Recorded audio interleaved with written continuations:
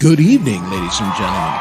Would you please give a warm welcome to the hosts of the SWA Happy Hour, Dom and Chris.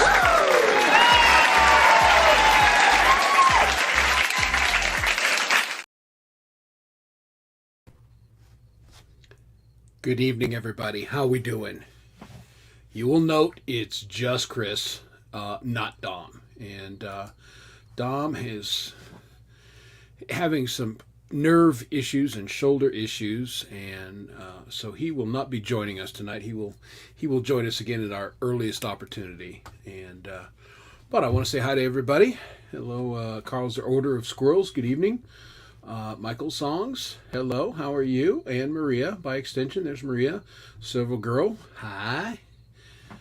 Good to see everybody tonight. And so we're gonna go solo for a while, and I believe I will have a guest on a little later this evening who will join me and rescue me from a solo monologue this evening. And I'm just looking at I've been changing my lighting, and I looked a little too washed out. Now I look like I've been out in the sun like a lobster, and neither of those things are true, but lighting is tricky in a small room like this, and I have not gotten the hang of it. I keep playing with it and just not quite there yet.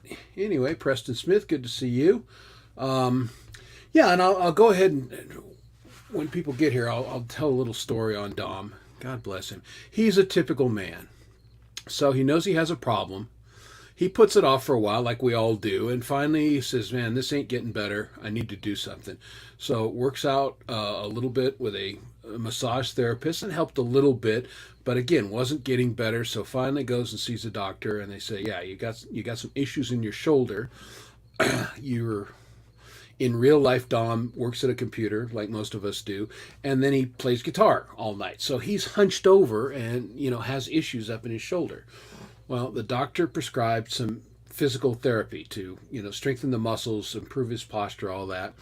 So he starts doing it. He feels a little bit better, and then decides we're going to up the intensity. And so does that, has a great workout yesterday, feels terrific. I mean, he's feeling on top of the world. So he goes home and plays guitar for 3 hours straight. The thing that caused the problem in the first place. Not surprisingly, he went to the ER later because he was in so much pain because it aggravated everything. So he's going to be smart. He's going to take a little time off, lay off the guitar a little bit. He is planning on still playing Shinefest this Saturday, and we'll talk about that later. But he's going to do that. But for right now, he's not going to sit in front of the computer. He's not going to play his guitar. He's just going to try and get better. So you're stuck with me for the next week or so. And I spent the last week, I was off, as you guys know. I put on a convention, and this happens once a year in every city. But I do it in my city every 5 years. And I've been, like I said, I've been working on this for 5 years. It went off last week, and I invited almost 1,200 of all my trained friends from all over the world, literally. I mean, we had people from Germany and from France and from England and from Australia and New Zealand. I had a gentleman who engaged me on our website, and his name was Gavin. So, I thought he was an Aussie, and turns out he's actually from Singapore, the country of Singapore. Flew all the way over here from Singapore just to go to this convention that we put on. So it was very nice meeting Gavin. He was a lovely man. And so that's what I do for fun. And is a big convention center, and a couple of the organizers, we have Fitbits, and we're comparing mileage. And the first day I walked 23 miles, and then it tapered off after that a little bit, but I was averaging between 13 and 7 most of the rest. So I walked about 55 miles or so during the course of the week of this convention. So I was a little tired, but felt good, felt energized, and that's why you got Happy Smiley Chris here on the show tonight, and poor Dom is resting up so he can get back and be happy and smiley here in a week or so. But anyway, yeah, got to fix the lighting. You're right. The lighting needs a little work. Well, here, let me look at my SWA t-shirt while I'm going to turn the lighting on. Let's see what this happens. So this is my LED lighting. So a little brighter. Let's see if that makes it a little better. That's a little better.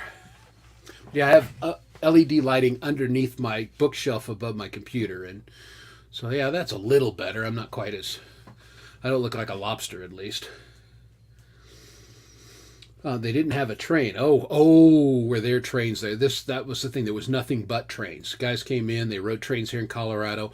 I brought in a replica of a life-size locomotive and put it in the convention hall. So people walked in, and the first thing they saw was this giant locomotive. So that was pretty cool. So anyway, that's what I did last week. So that's why I didn't play. And the last 2 days, I got up my guitar and was like, I got Shinefest coming up. I probably need to practice a little bit since I haven't played for over a week. But I did a little bit of that today, and I think I got my set put together, and I think I'll be good to go for that. And so, what else are we going to talk about? Yeah, the shuttle. Well, it's funny you mentioned that, Maria. There is a train that runs from our airport. It's a high-speed rail that runs right by where the convention center is. Now, unfortunately, I have to walk across the highway and through a seedy neighborhood, so I didn't advise anyone to do that. But we do have, Denver has a pretty extensive commuter rail network, and it's fairly easy to get around the city if you don't have a car, but most people either rented a car to get to where they wanted to go. And that's what we were doing last week. So, other topics. My guitar, the cheap Chinese guitar that I bought, and I've been regaling people with stories of it for over 60 days now. Well, yesterday I looked on my computer and it said delivered. The problem was I went to my front door and it wasn't delivered. So I've raised hell with the company. They've either got the wrong address or it's a total bullshit scam. And given what I paid for this guitar, I'm leaning towards total bullshit scam. So I'm not out very much money. And I can always dispute it on my credit card anyway. But 29 days the first time, 37 days the second time, and Christopher still does not have his Firebird guitar. And I'm thinking I'm never going to get it. And so if you see something come over your phone and it's too good to be true, it's probably too good to be true, like everything else in life, right? Not to say that there aren't budget Chinese, Indonesian, Vietnamese guitars that are made that are quite good. Pole Vault and I had a discussion of this. He got one that Les Paul basically knockoff that he's very happy with. It's a good guitar. He really enjoys playing it. It plays well and everything. So I had some hopes that this one would be good, but heretofore, I can't say because I've never seen the darn thing. And pardon me, because I shook hands with probably 800 people, I picked up a tiny cold bug, so I may cough and sneeze every once in a while. So I apologize for that in advance. But that was the only downside of walking all that mileage. Although, actually, now that I think about it, the first day I didn't drink enough water. And, I've lived in Denver my whole life. I know better. But I was busy. I didn't drink enough water. And I had terrible leg cramps that first night. So I pounded a bunch of Gatorade and I put heating pads on my legs. And I woke up the next day and I was fine. And I was good to go. So, yeah, Harley Benton guitars. Most people have had really good experience with Harley Bentons. The only negatives I've heard on those is sometimes they don't come well set up out of the box, and you have to do a little work on them in that. But they can be adjusted, and they're fine guitars. And I know several people that have been very happy with the Harley Bentons. And there's some other brands that I think, brand in quotes, that I think are pretty good. Oh, there's Karen Reese. Hi, Karen. How are you? They're my favorite Karen. Who's not a Karen, if you know what I mean. Lovely to have you here. So yeah, we're gonna hang for a while. My guest will be here in probably 15 to 20 minutes or so, and when we get them on, it's someone you've seen a couple times and but maybe you don't know well, and we'll change that a little bit tonight. We'll get to know them a little bit better, and we're gonna chat songwriting and song process, and I'm hoping that they will perform a song or two as we talk about their songs. But I have been, if you noticed, maybe, I haven't been doing much live work. I haven't been on a whole lot. I haven't released any new music because I've basically been keeping my powder dry. for Shinefest. And for those of you who don't know, and I'll go find the promo at some point tonight, but Shinefest is on Camp G May's channel. It will be this Saturday night, and basically it goes all evening. We have a ton of guests, and everybody plays a 25-minute set. And so basically it's a virtual rock concert. And that's why I put on my SWA shirt. SWA is well represented on the show. I think there's, I want to say 6 of us playing from SWA. And so that's going to be fun, plus a lot of other guests who you may have seen in the past. They're all excellent talents. Pardon me. I promise it's going to be a good show. So if you got nothing going on Saturday night, and who does, right? We're all old and we don't go out and party like we used to. Come to Camp G May and hang out with us and listen to some good music. So that's what's going on Saturday. That's on now Friday. And I imagine Clay and perhaps Chad will come, Freeman will come to the stream at some point tonight. And, you know, they are doing Karaoke Meets the Live Streamers show coming up. And that's going to be fun. All of us who play live are going to go over to the Karaoke Guys channel, and we're going to try and sing karaoke. Including Clay's going to sing, Chad has threatened to sing, I'm going to try something, Dom's going to do something, so it's going to be out of our element. We're going to try something new, and I think that's going to be kind of fun. And I believe that's this Friday. If they come on, they can check. And again, I'll kind of cruise the channels here in a minute. We'll figure out what is going on. Now, my problem is when I do share screen, I have so many windows open, it's not even funny. You guys would be shocked if you saw my desktop because it's kind of ugly. But that's, my business is such that that's how I work, and I have about 20 things going on at any one time. And hey, there's Chad Freeman. Chad, tell everybody about the karaoke show coming up, if you would. Just put it in the chat real quick. And if you got a link, put that in so everybody can be prepared to check that out. Hi, Martha Mosher. How are you? Good to see you. And while I do that, I am going to find the Shinefest real quick, and we'll do a little promo for that while we're thinking, see, I had it right there. Look at me. All right, let's go back and let's share the screen.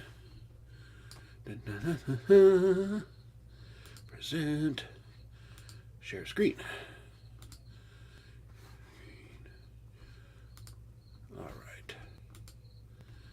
So here's the lineup. This is going to happen from 4:20 Pacific Standard Time. G-May's a West Coast guy, and here's the opening. They're starting off strong with SWA guy Papa Tom, then Robin Cheyenne, Adam Cohen, who is probably new to many of you. He's a friend of Mike Molino's and great artist. You guys are going to enjoy him. The metal piano guy, Mike Molino. Then our own Will D, who's often with Wes on, and of course does the Lapstick Comedy show. If you guys have not checked that out, that's a lot of fun. Followed up by his buddy Rich New Design, so that's Wes and Jess. And then our own Dom Father, who again, even though he's going to play Hurt, he's going to play that show come hell or high water. I know he will. And then Michael Songs, another SWA people that you've gotten to know a little bit here. The venerable Axon Nacho, and just pure entertainment there. Then yours truly. And then Jasnaya from Slovenia will be following me. Getting up bright and early on her time in the morning, and then we're closing off the show with Mamsie Graham. So that's Shinefest. Starts at 4:20 Pacific Standard Time this Saturday, the 8th. And what else can I tell you? Again, over 20 artists. There's a few artists that aren't announced yet. So, all right, stop sharing. Back to the StreamYard. Okay. There we go. Punk Media, CC Kuroki, Steve Harloa, and more. Okay. Chad has a poll going on whether he should sing or not. Well, this is a no-brainer. Go to Chad Freeman's community page and vote yes. I mean, you know him, you love him. I want to hear him croon something, you know? And I'm sure he will do well. So yeah, let's all vote for Chad to go sing. So, and I was correct. Look at that. I know what I'm talking about. How exciting is this? Friday, 8 p.m. Eastern. So, 6 p.m. for me, starting off. So yeah, I'm gonna highlight a couple comments and just say hi to everybody. So, there's Karen. Hello, Karen. Yeah, Zim's VW Garage. Good to see him. It's good to see Martha. Here's Maria and Michael Songs. Hi guys, how are ya? And there's Chad Freeman right there. So there, yeah, go vote yes. I mean, it's excuse me, we owe it to him to vote yes and make him sing a little bit. All right. All right. So what else are we going to talk about tonight? Well, I told you about my guitar. I told you about my week. It's a little tough because Dom and I play off one another, and our thoughts are. It's like we've been married for years. I think something, he says it, or I say something, he thinks it. It's just the back and forth between the two of us is pretty good. So I'm tap dancing a little bit here tonight. We thought very seriously about going ahead and just not doing the show this week, and he said, you know what, we didn't do it last week. We know people like to come to the show. Just go ahead and do it, even if it's a little bit shorter show. And I thought about it and thought, you know what, that's what we're going to do. We're going to have a little bit of a show regardless. We're just going to have a little fun and hang out. So I told you a little bit about what's coming up this week. What's everybody got going on? I learned how to make a poll question here, and then I promptly forgot because I was going to put a poll question up. But I'll just ask it. What is everybody's plans for this weekend? What are you going to do Friday? What are you going to do Saturday? We just got off the long Labor Day weekend. In fact, let me change the poll right now. What did you do over Labor Day weekend? Did you go anywhere? Did you have any fun? Did you go for a hike? Did you have a barbecue? What all did you do on Labor Day? So put your comments in the chat. Let's see what everybody did, because we're nosy like that. We want to know what you did. I worked. It was fun work, but I worked. Hey, there's Feisty Feather. Hello, Heather. How are you? Good to see you. That's Heather's purple hair picture. I don't know if Heather's hair is purple at the moment, but Heather likes to change up her hair, which is a fun thing to do. So I don't know what it is. What's your hair color right now? Is it still purple, Heather, or is it something different? But anyway, what did y'all do this weekend? And did you find the same thing that I did? Okay, we're off Monday. Tuesday comes around. It's like 2 Mondays smashed into one. It was miserable. It was doubly long. I had double the work piled up on my desk. It was like, man, I mean, for these quote-unquote long weekends, I didn't get a break because Tuesday was miserable. Okay. Oh, there you go. Labor Day weekend camping, the Grand Canyon North Rim. In a hurricane. Well, that's not ideal, is it? Yeah, the weather was unsettled here out in the west over the weekend. It was nice here in Denver, but west of us, it was pretty dicey. There was a lot of stuff going on. All right. Hey, Hugh Caldwell, how are you? Who's this handsome fellow? I have no idea. Hugh Caldwell, I assume. All right. No, actually, I didn't hear about the Burner Man. But again, I was just working, and I was out of everything. I had no idea. All right. Okay, it's only been purple. I'm brunette. Oh, okay. See, didn't start dying until last year. It's only been purple. Well, there you go. Purple's a good hair color for a brunette.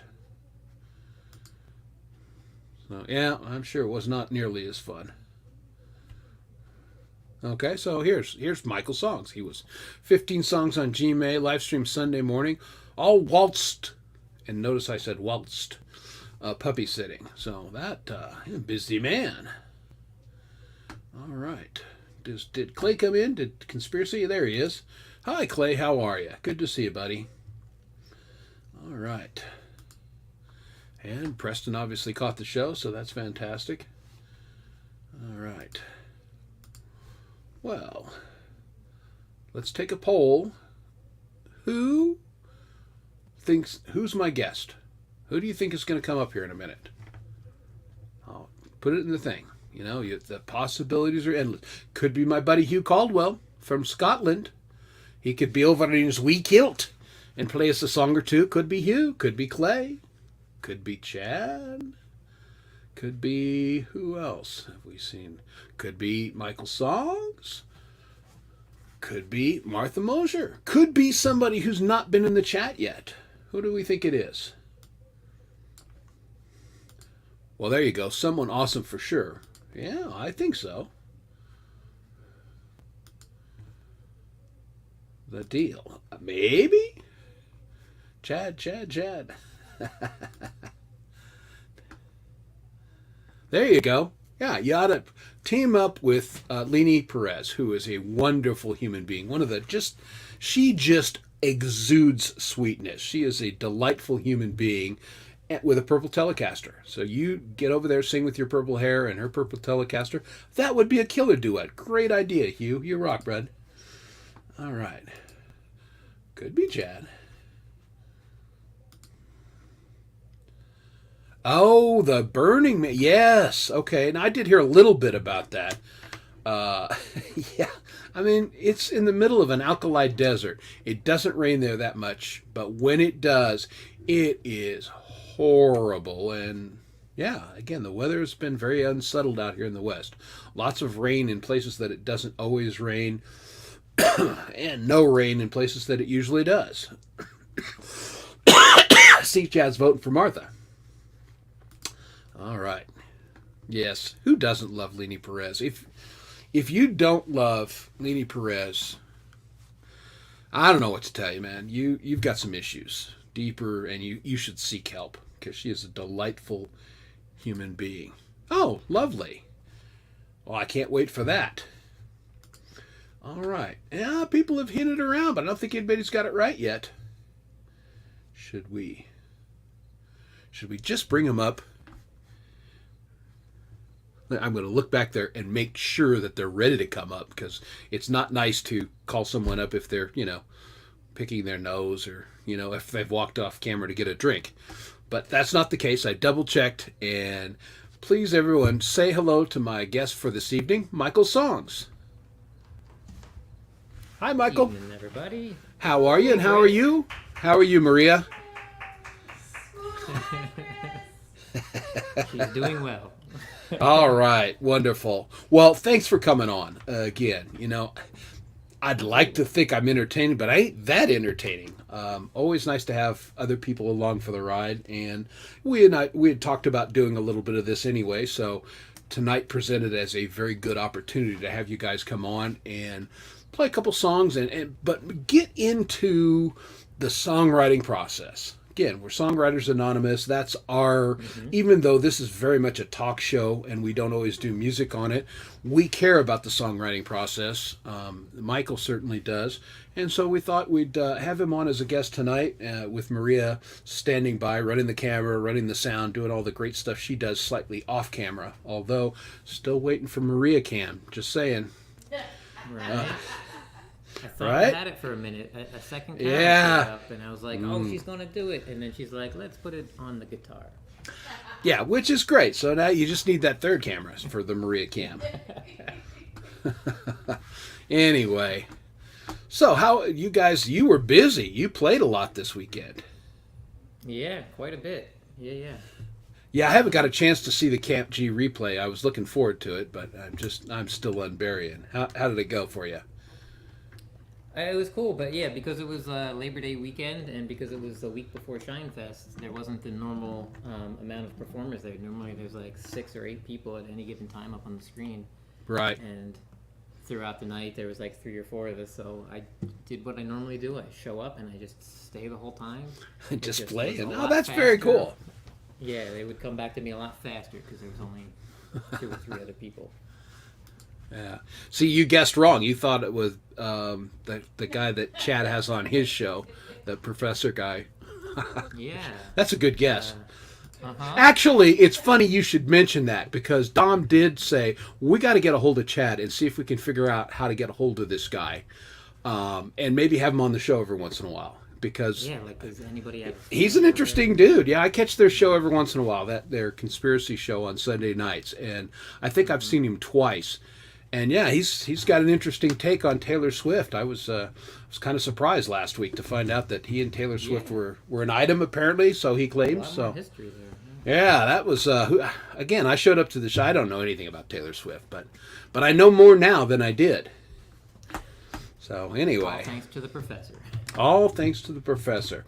Well, Wise man, whoever he is. let's do this. I know you got a song in your head and a song in your heart. Give us the title of the song and tell us a little bit about it, and then let's perform it. Sure. So the song I will do right now is called "The Circumstance of Nightshades."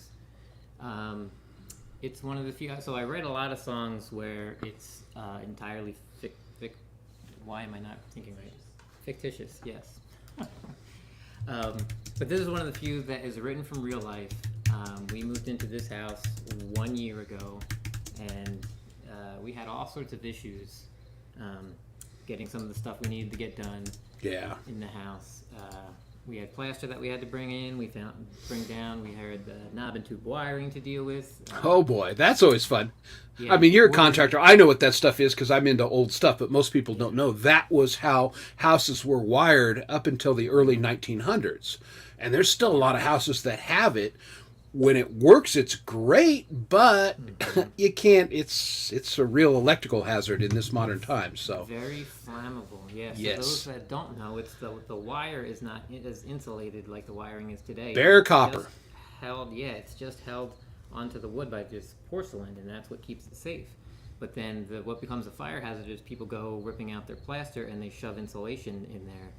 The insulation is flammable. It's now touching bare copper, and that's when you have an issue. So more than just songs here.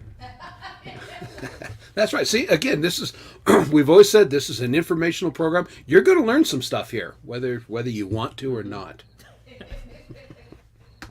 So we had a whole bunch of issues, and I was getting a little down and frustrated, and at a certain point, I just realized being upset and frustrated about it wasn't changing the situation. It was just changing how I felt about it. So I just decided to just shift my perspective on it, and things were going to happen when they happened. You know, a company might tell us that they have all the drywall that we need, the 12-foot sheets, and they're going to deliver them, and then we put the order in, and then they say we don't sell that drywall. Those things happen. So I wrote this song to sort of help convince myself to change my perspective. Okay. Michael Songs, everybody. The Circumstance of Nightshades.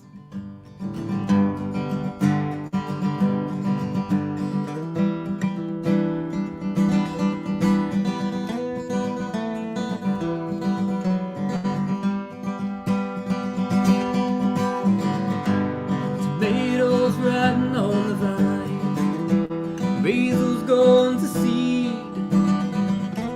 Seems everyone's got the time but me. That crack in the windshield just continues to spread. Flowers on the windowsill, all dead.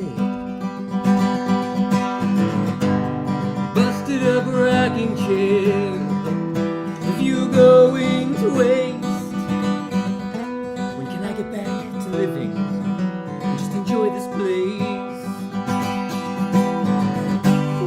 Ooh, I know it's all circumstance. Just wish I was a little more in control. Ooh, I know it's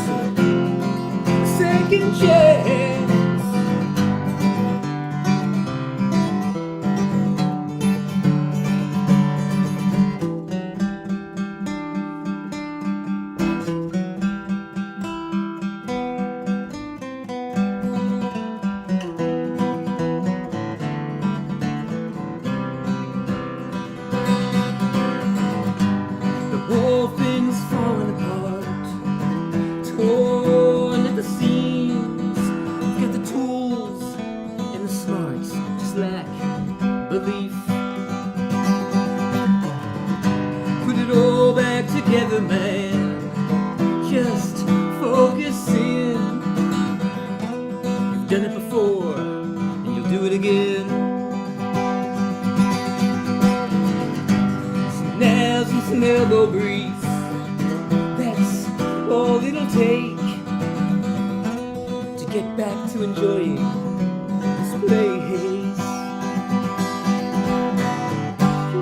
Ooh, I know it's some circumstance.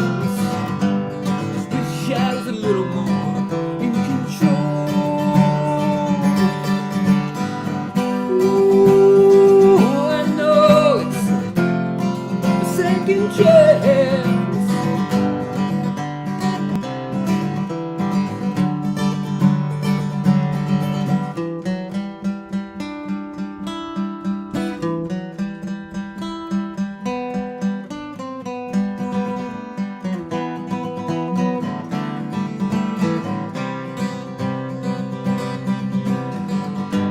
Tomatoes ripen on the vine, basil smelling good. A change in perspective, I'm in a better mood.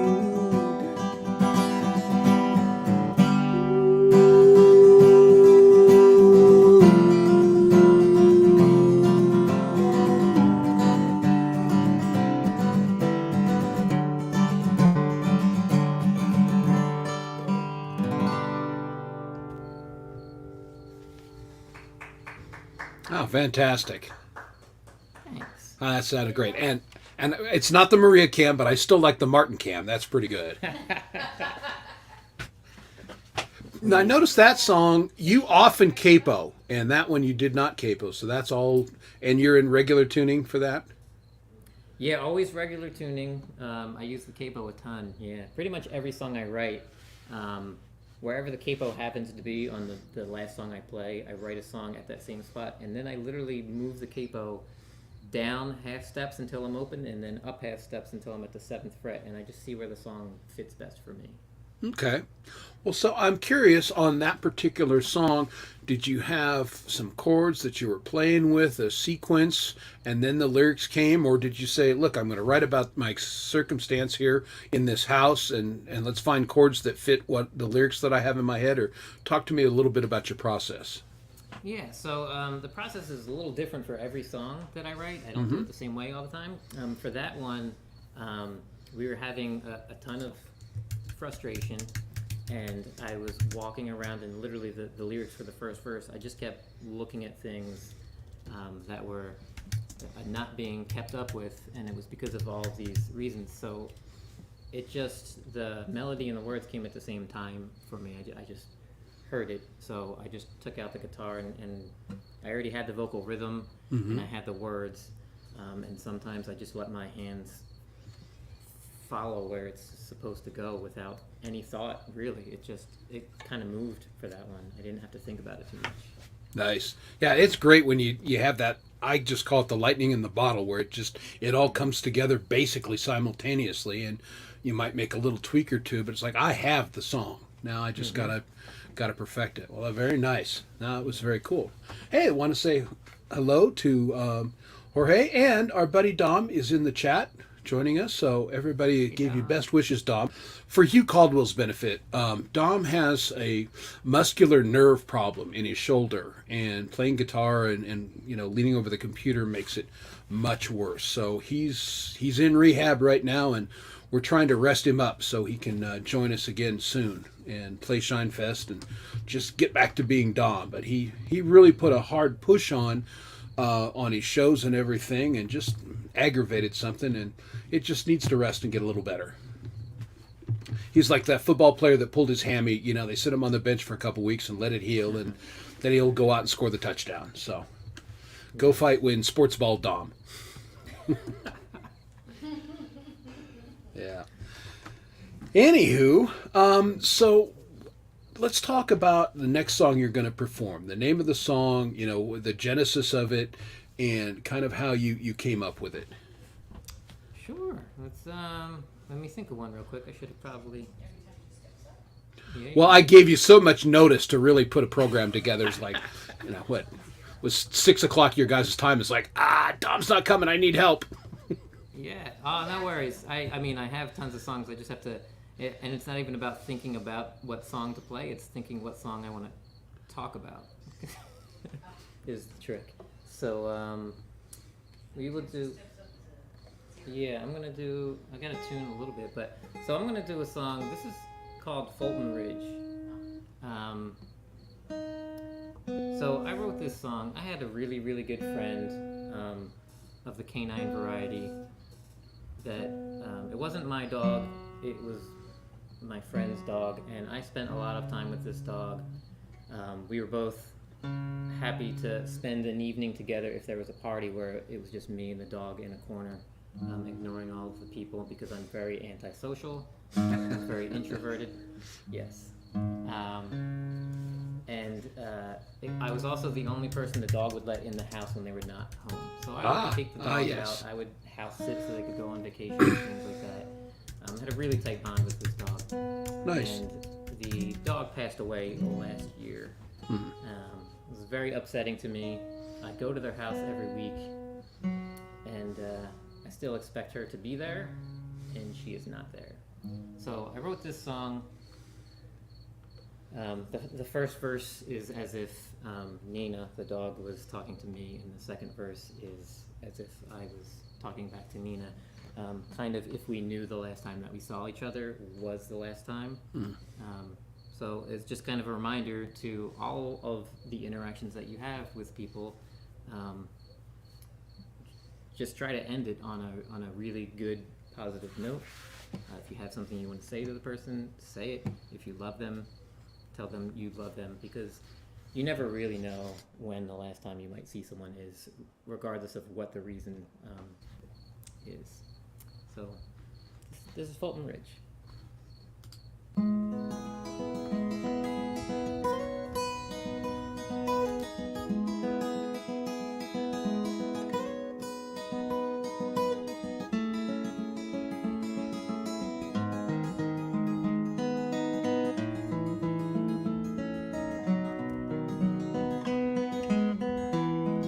If I knew it was the last time, I would have stayed a little longer.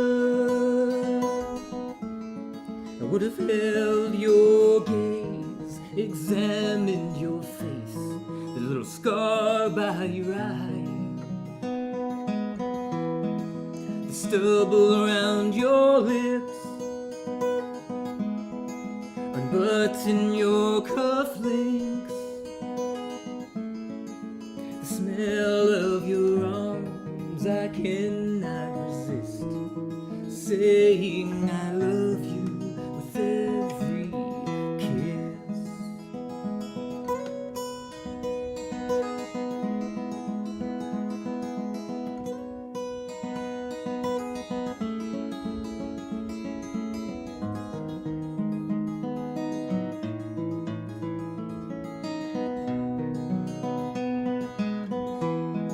If I knew it was the last time,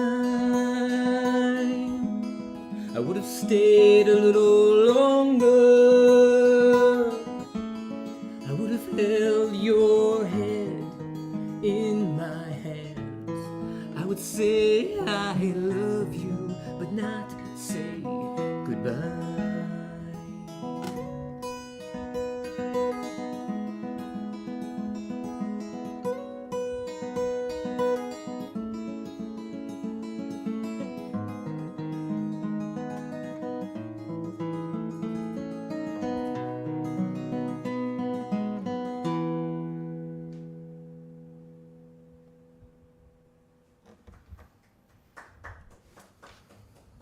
Thanks.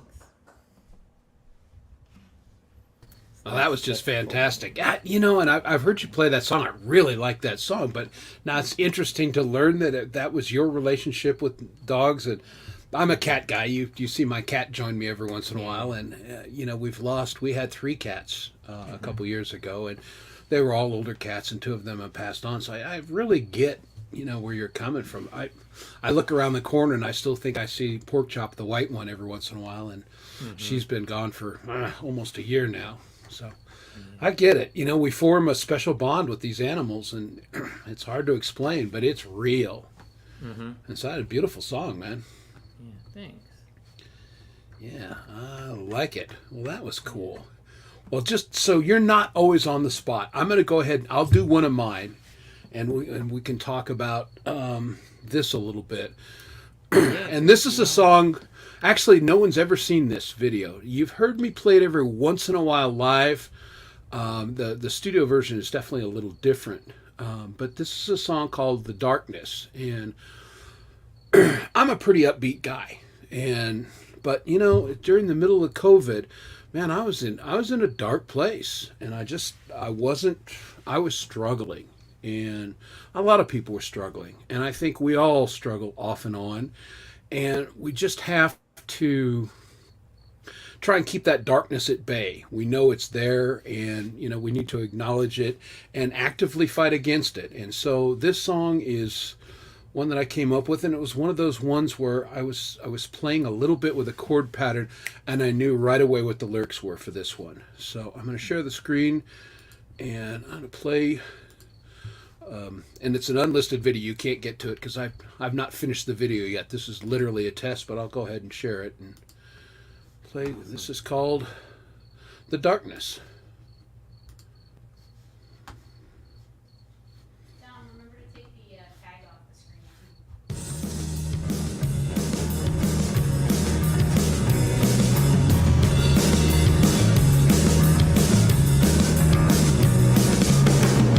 Come on in, the darkness, my old friend. It's been a while.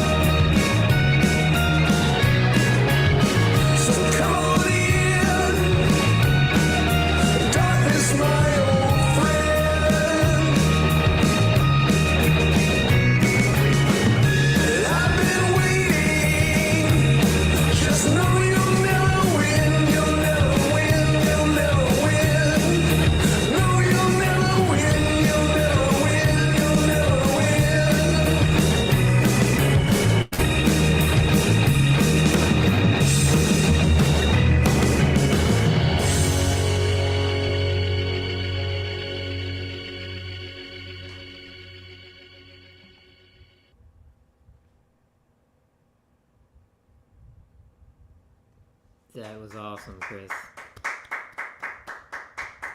So glad we got to be here for the sneak peek. Chris is muted. I appreciate it. Yeah, thank you very much, everybody. I was making sure that wasn't playing in the background there, so I kept it muted up. But yeah, that was you show up and sometimes you get a little sneak peek, a little treat there. So that's the unfinished video. You see, I'm not in it in any way because I just am still shooting it. But anyway, it's just one that like I said, it just came to me and it was pretty fully configured in my mind, and I was able to sit down in the DAW and knock it out in 2 nights. The basic performances and go in and do the vocals. And you hear I like to do multiple vocal tracks for the backgrounds and everything. And so anyway, and I will be playing that on Shinefest on Saturday. Awesome.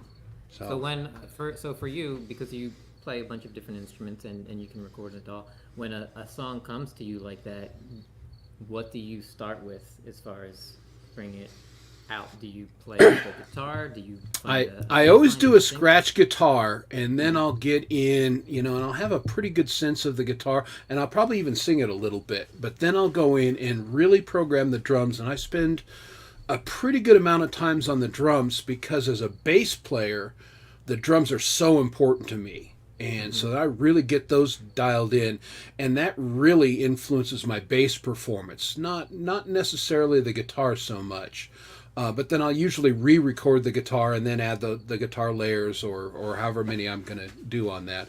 And then I'll go back and do the vocals all again, eliminate that scratch vocal. Except every once in a while, the original vocal, I'll keep it. But most of the time, it's just a scratch vocal, and I'll redo it and put the parts in. But again, that's fairly... I have a song like that on a Friday night. If I really feel like I've got it down... If I start at about 7 o'clock on Friday night, by 2 o'clock in the morning, it's mostly there. And then I'll go the following week and just touch up little parts, add. Guitar solos are always the things that are most time consuming for me because I don't think like a lead guitar player. Basically, I have to sing the guitar solo and then learn to play it by singing it. And then, cop it a little bit to put the parts. So that's how I work. Nice. Yeah, that's really cool. I like the video too because the way the drums and the movement of the music are a little almost upbeat. So the fact that you have all of the imagery dark and sort of in slow motion, it helps you know that there's a heavier mood to follow as you're listening to the lyrics. Yeah, you know what? Thank you for noticing that because that's the whole point of the song is you're struggling to be upbeat, but you're fighting against this dark force and these things that are trying to pull you down. And I'm a very visual guy. I really have enjoyed the video part of the process, and so thanks for noticing that because that's really the message that I wanted to get across, that you can get past it, but you have to work at it because it's not going to be easy. All right. So that's that one. How about for you? What do you got for us? Well, similarly, due to the topic of your song, I have a song that I play quite often.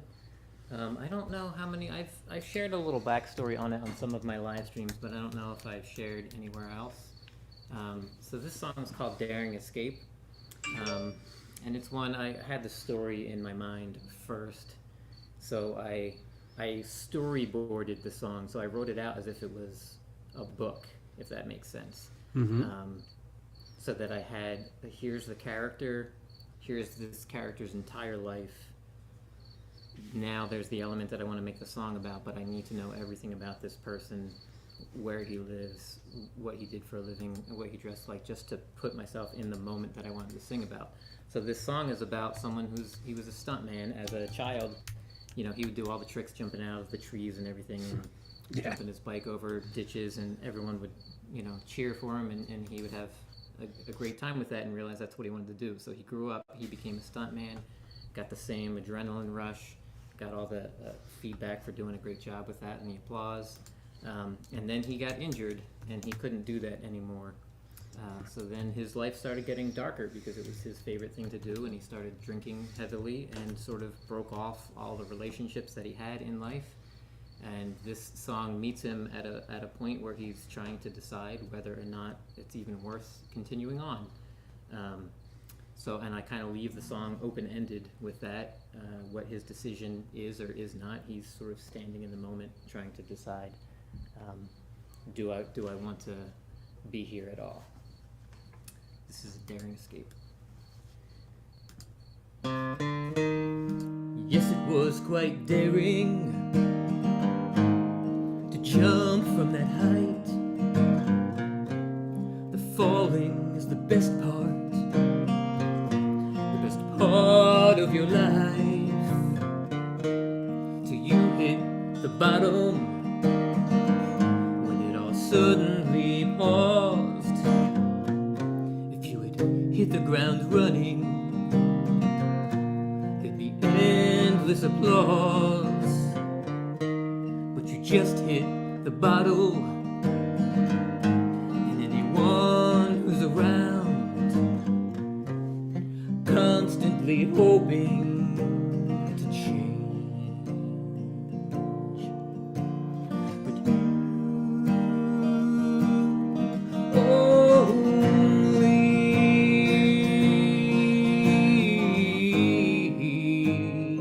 get what you put in. So don't cry me a river, just build a bridge. This is the hard part, I don't know why, it just is. Make amends with your demons as a means to an end. If you can forgive your worst parts, you'll be flying again. So put away the bottle, no one's around to make sense of your reasons. Just move to the ground.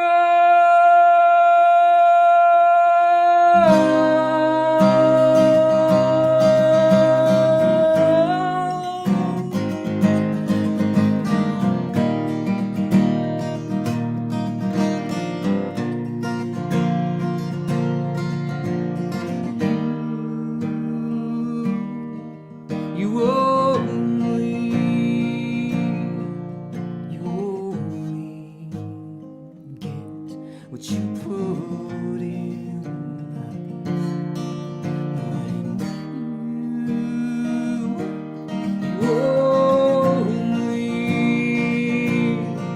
You only get what you put in.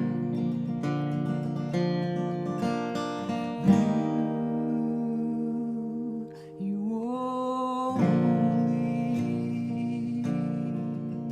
only get what you put in.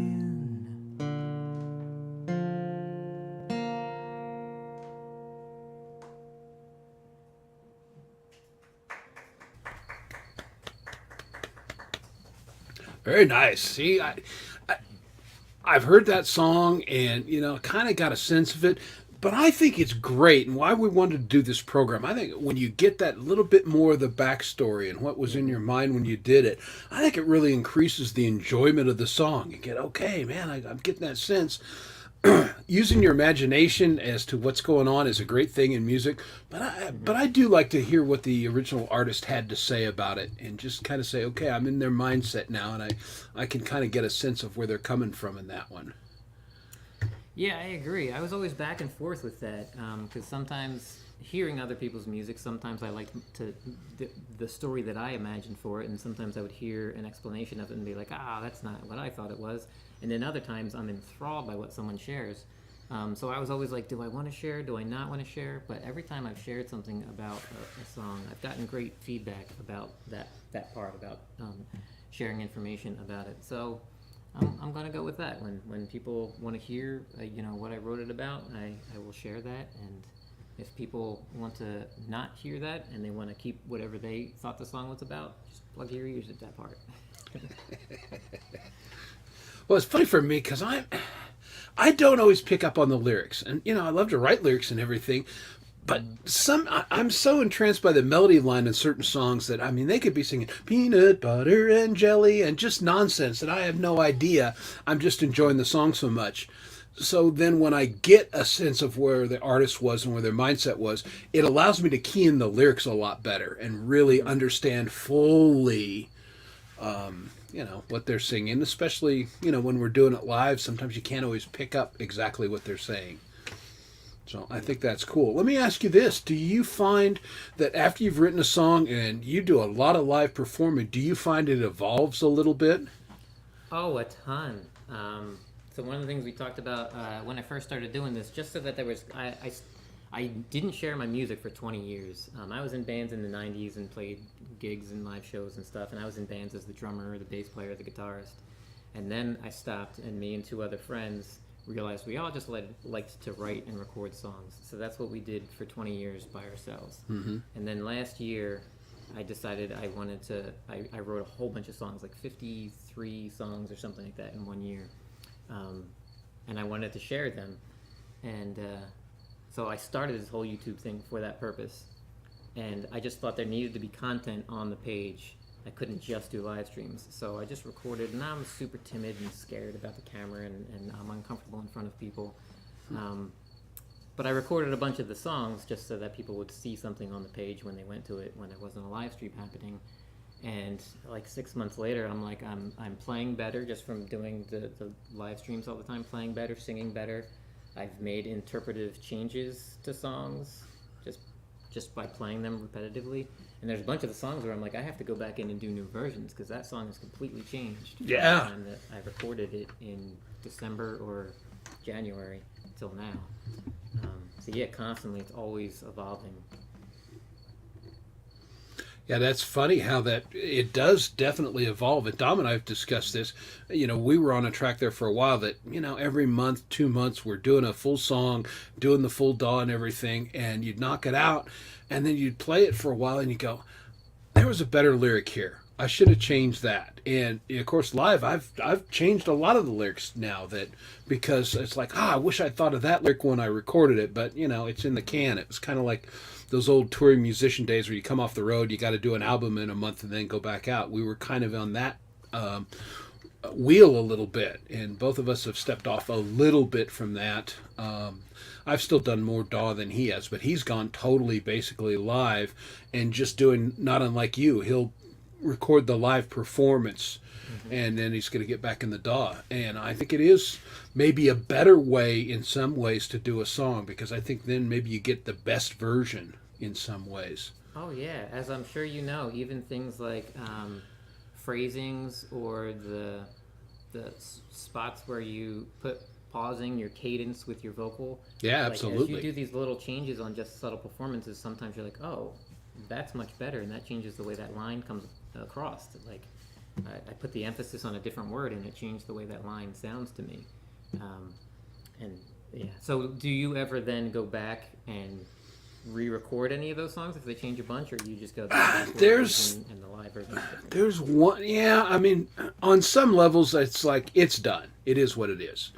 Better luck next time. But there is one or two that I've thought very strongly about going back.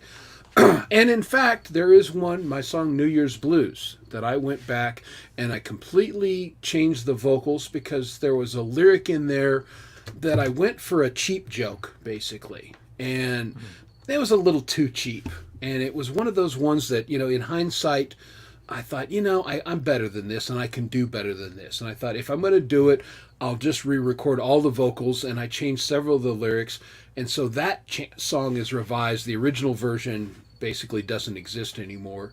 And I was much happier that I went back and did that. And there's one other one that I'm thinking strongly about doing that, because I think the lyrics that I have in my head now are just a little bit better.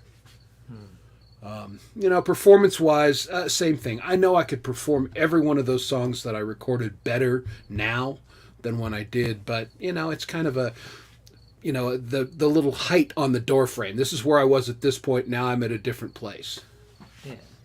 and I'm okay with that. Right. So you would only go back in and change if, like you said, you changed a whole bunch of the lyrics or added Yeah. a musical section or something like that. Yeah, exactly. Or if I just, and I certainly reserve the right to go back and on some of my heavier full performance stuff, go back and just do a light acoustic version. And I think that's kind of the key.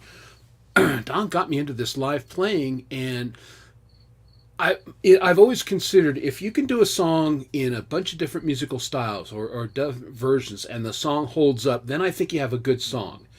And I was pleasantly surprised that a couple of mine, I feel like any version I do is a pretty good song. Other ones do rely a little bit more on, they're a heavier song, and there's no way I could play this on an acoustic guitar. It's just not that kind of song. But some of them I think hold up pretty well, and we'll get to hear some of those on Shinefest. Nice. Yeah, I'm looking forward to your set. Well, I'm looking forward to your set. That's the thing. It's just I'm looking forward to everybody because I know everybody on the program basically, and they're all great musicians. And I think it's going to be just a fantastic night because there's a lot of different styles and a lot of different talent bits there, and I think it's going to be very cool. Yeah, it was really cool when I went and looked at the list because it's like you already know from everyone talking on the show who was going to be on it and stuff, and you're like, oh yeah, that person's going to be on it. And then when you look at the list, you're like, wow, that's an awesome show. Like It's you're an really all-star looking at it. cast. Yeah, it's pretty spectacular. Yeah, and my plan is to do things just a little differently than maybe even if you've heard me play live, just a little bit different than I've done it before, and just put a little different emphasis. And my opening song, no one has ever heard me play it live because I've never played it live, not once. And so I'm going to come out swinging, and it'll be great or it'll be Hindenburg, one of the two. Oh, the humanity! All right. Well, what song would you like to tell us about next? Maria, do you have a song that you would like me to talk about? Oh, You want? the Quiet Kid or I can do. you're in 3, right? Yeah, so I can do. So Maria also, aside from doing all the spectacular lighting stuff, and all I Yeah. have to say is, are we ready? And she says yes. She's clicked on whatever StreamYard we need to be on. She created a spreadsheet of all of my songs, and she has all these columns for all different things, where I've performed them, her critique of the song. I think it's a 5-star rating system. Wow. I I need a Maria. Yeah, right. A really cool aspect that we did was we added what capo spot the songs are on. So at any given point, so right now I'm on 3rd fret, which is what she just said. You're on 3rd. She can just look at the list of songs that are on 3rd, so I don't have to move the capo or tune, and she'll be like, "Play this one." So it's awesome to have someone make a spreadsheet for you. Fantastic. So let's do. I'll do An Ideal Machine because it's kind of a cool story and it's one of Maria's favorites. So this is every once in a while another song will hit me like a lightning bolt, but just off of one phrase that someone says, all of a sudden I picture this entire universe and situation. And for this song, somebody was talking about only catching part of a conversation. Not hearing the beginning of a conversation, not hearing the end of a conversation, just sort of stepping into a conversation and basing your entirety on this other person on that one part that you heard. So the song that I wrote for it, I came up with an engineer gets laid off from his job, and on the way home from the factory, he stops at a bar, and there's a couple of mothers that are talking, and when he sits down, he just hears them kind of complaining about their kids. They won't go to bed when they tell them to go to bed. They're not doing all the things that they want them to do. They're not being respectful of their mothers, all that kind of stuff. But he missed the part where they were talking about how much they love their children and how much they love being needed. But he just thought, like, I can solve this problem for them. I can make a child, I can make a robot child that will do everything that they want it to do, and nothing more, nothing less. So essentially he solved a problem that did not exist. And part of the writing process for this I decided to do with the verses was not just to write the story out, but I start the verses with the word "and." That way, it sounds like it's in mid-progress of him already saying something, which is kind of like what he did. He just stepped into their conversation and took the little bit he heard as their entire conversation. This is an ideal machine.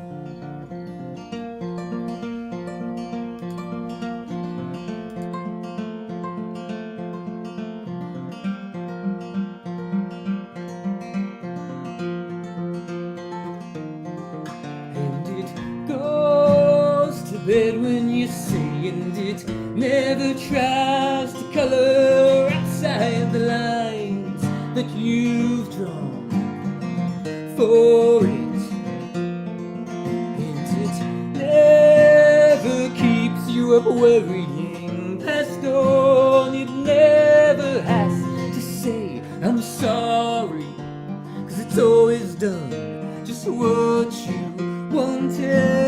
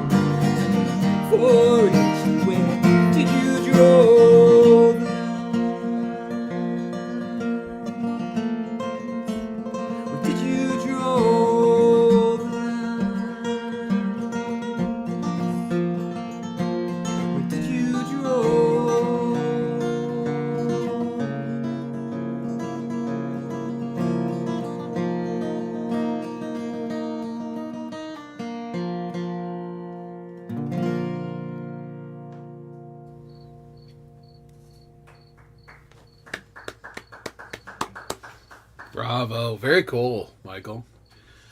Thanks everybody. Do you guys remember the movie Artificial Intelligence, AI, Yep. with Haley Joel Osment? And that, of course, that made me think of that. That was a good movie, and it's very. That's some of the imagery I used while I was writing it. I was yeah, I can totally get that, and it was a very cool movie. Sad movie. It was really, that was one of those that was seriously impactful. But yeah, and what's so you funny started is the talking first about time- that. Yeah, the first time I ever saw that movie, I started it at like 3:00 in the morning. I actually fell asleep like halfway through, so I thought I saw the whole movie, and I was like, that was a pretty good movie, and then I watched it again later, and the whole end where it gets really sad. Yeah. I was like, oh, that's a different movie than I thought it was. That's rough. Yeah, it was. That was that'll get you in the feels. Mm-hmm. I've seen that movie in a long time. It was a good movie. Yeah. Indeed. Well, I will. I'll share one. Go ahead. Yeah. I was just gonna say, do you have another song that you? I do actually. Yeah, we'll probably do two for one because you're more interesting than I am, and I haven't brought anything. But something that you said was where you just heard part of a phrase and you say, I got it. And the backstory of this particular song, I, try and catch the heavy metal hippie show whenever I can. And, you spend a lot of time there. Now there's more shows, and so I bounce around a little bit more. But he's an interesting cat, He's this one-legged ex-biker who lives in Alaska, and he's one-legged because he got drunk on his motorcycle and ran it under a train one time. And so he had an interesting life, but he's been clean and sober for, 30 plus years or something. But he was on his program, and he was just talking about his life a little bit, and he said, I got scars. But, hey, we all got scars. And it was like, boom! That hit me as super profound. So I quick scribbled it down on my yellow sticky pads that I keep on my desk, and I write. That's how I write songs, on notepads like that. Then I paste them on my computer. And I wrote those lyrics down, and then I think the very next light, I just started, scars, we all got scars. And boom, the song hit me like, again, lightning. It wouldn't have been 2 hours, and I was completely done with this. And there's one line in here that just, it popped into my head, and I think it's probably the best line in the song. It's just said, scars make us different, but they make us all the same. Because we've all got scars. So I'm going to share this one. This is when you go to my channel, this is the song that pops up first, because this is the one that I kind of think of that kind of got me rolling.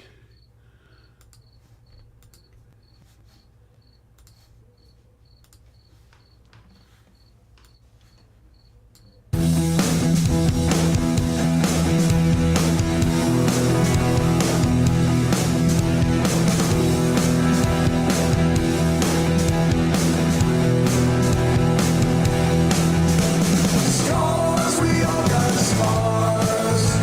Some come from love, others come from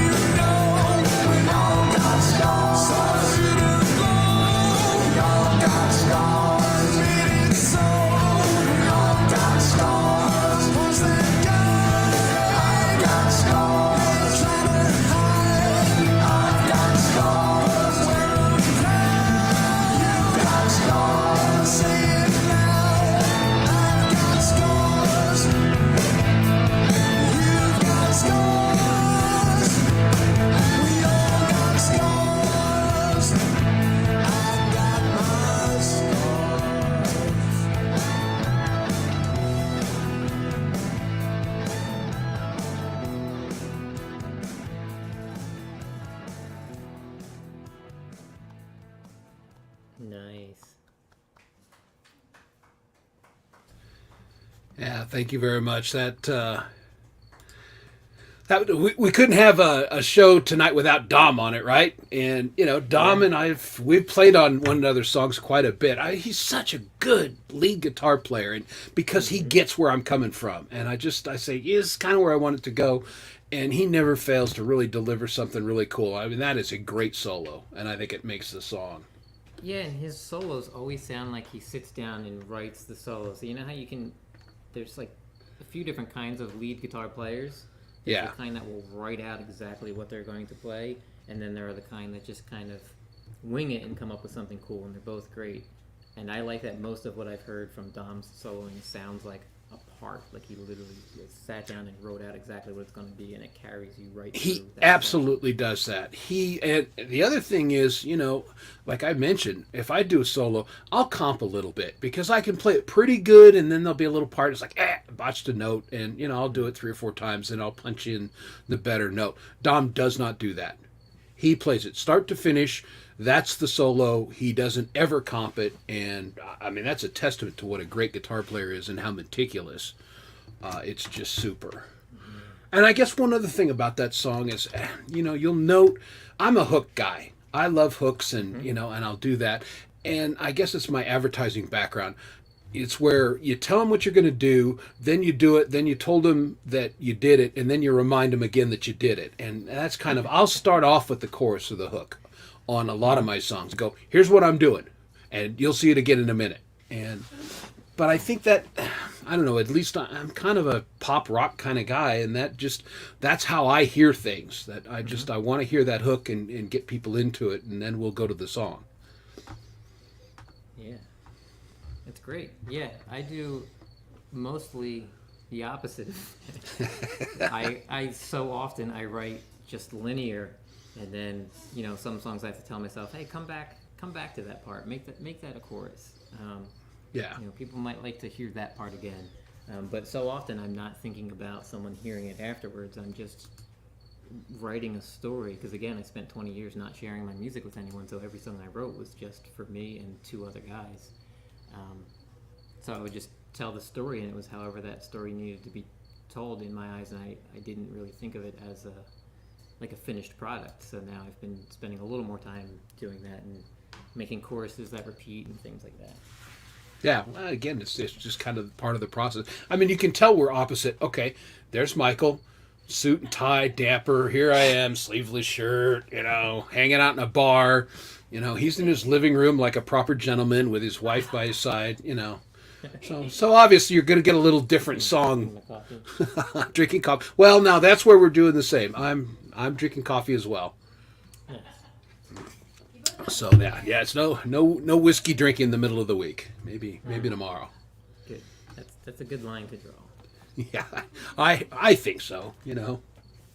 That's it'll make you enjoy it more. I mean, that'll keep me from running my motorcycle underneath the train and becoming, There you go. Just saying. It's a positive outcome. Yeah, exactly. All right.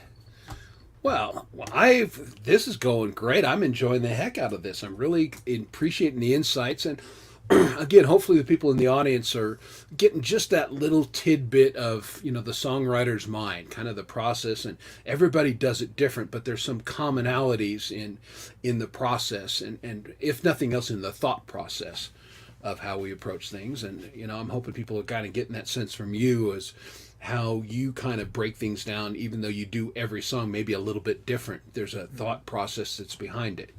Yeah. Yeah, absolutely. So I'll do another song that is, like how I just said, it's almost completely linear. It just keeps moving. And it's a song, it's called Gentle Waves, and it's like a 2-parter. The beginning of the song follows this fisherman who's a father, and he goes out when there's a storm expected to come, but they're all keeping an eye on it, but he's like, we have to catch fish because it costs us money to come out here, so if we don't get enough of a catch to earn back any money, I'm going to go back and I won't be able to feed my daughter who is waiting back at home. And they keep telling him, hey man, the storm's coming, and he makes the wrong decision to stay out longer. And the ship and him and his crew do not fare well in the storm. And then the second half of the song is sung from the perspective of the daughter back on shore, waiting for her father to come home. So this is another one of those ones. Yeah, I pictured the entire story first. I planned out how many children did he have? Was it one? Was it multiple children? What's the person like? What kind of ship is it? You know, do I want to say anything about the time period? Nope, decided not to say anything about the time period. You know, there's all kinds of decisions that you can make in songwriting. And similar to how you talked about jotting things down, I'll show you this train wreck of a lyric sheet. So you write on Post-it notes. So the song started like this, and then I worked on it a bit. Oh, awesome. And then it's like this. So you can see all the little notes as I change some stuff. So I don't very often change a bunch of lines. But for this one, I changed things. I moved around the structure a lot. I kept writing different pieces of music to carry the mood of what the song was expecting. So this is another one. You can write songs. Anybody out there who writes songs, I'm sure you're familiar with this. And if you're not, you know, it's a great thing that you don't have to write songs the same way every time. The formula you come up with, while it might work and you might write 10 songs with that formula, don't be afraid to try a different formula. It can lead you to some cool songs. So this is the linear method. This is Gentle Waves.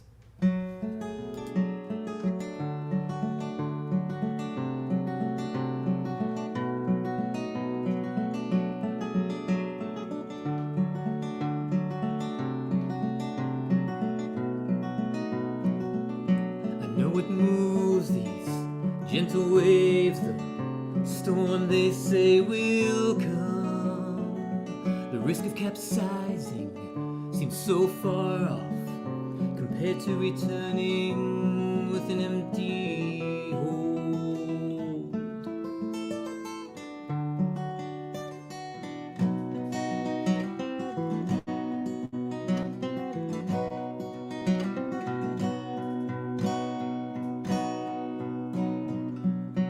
Empty belly of my daughter, empty pockets, nothing earned. Once we have a catch with something, that's when we'll return.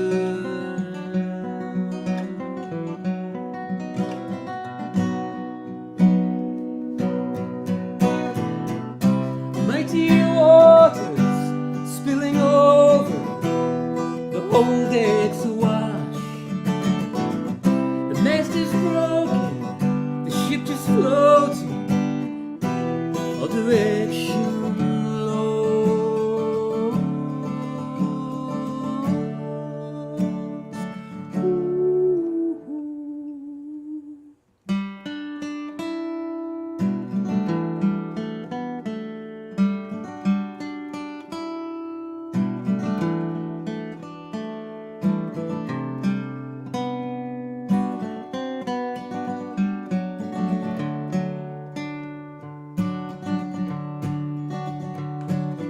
I stood and watched as he loaded all the cargo. The sun light up like just kissing the horizon when Daddy goes out on the gentle waves. When Daddy goes away,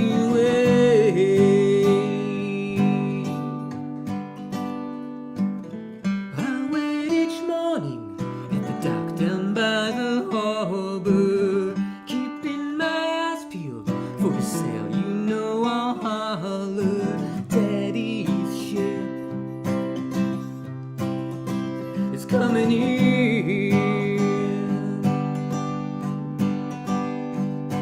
Daddy's come back home.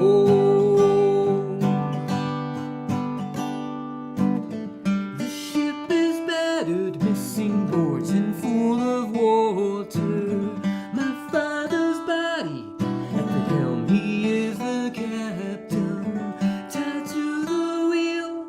as the sea becomes his coffin, his lowly vessel swallowed by the ocean. Daddy's gone out on the gentle waves.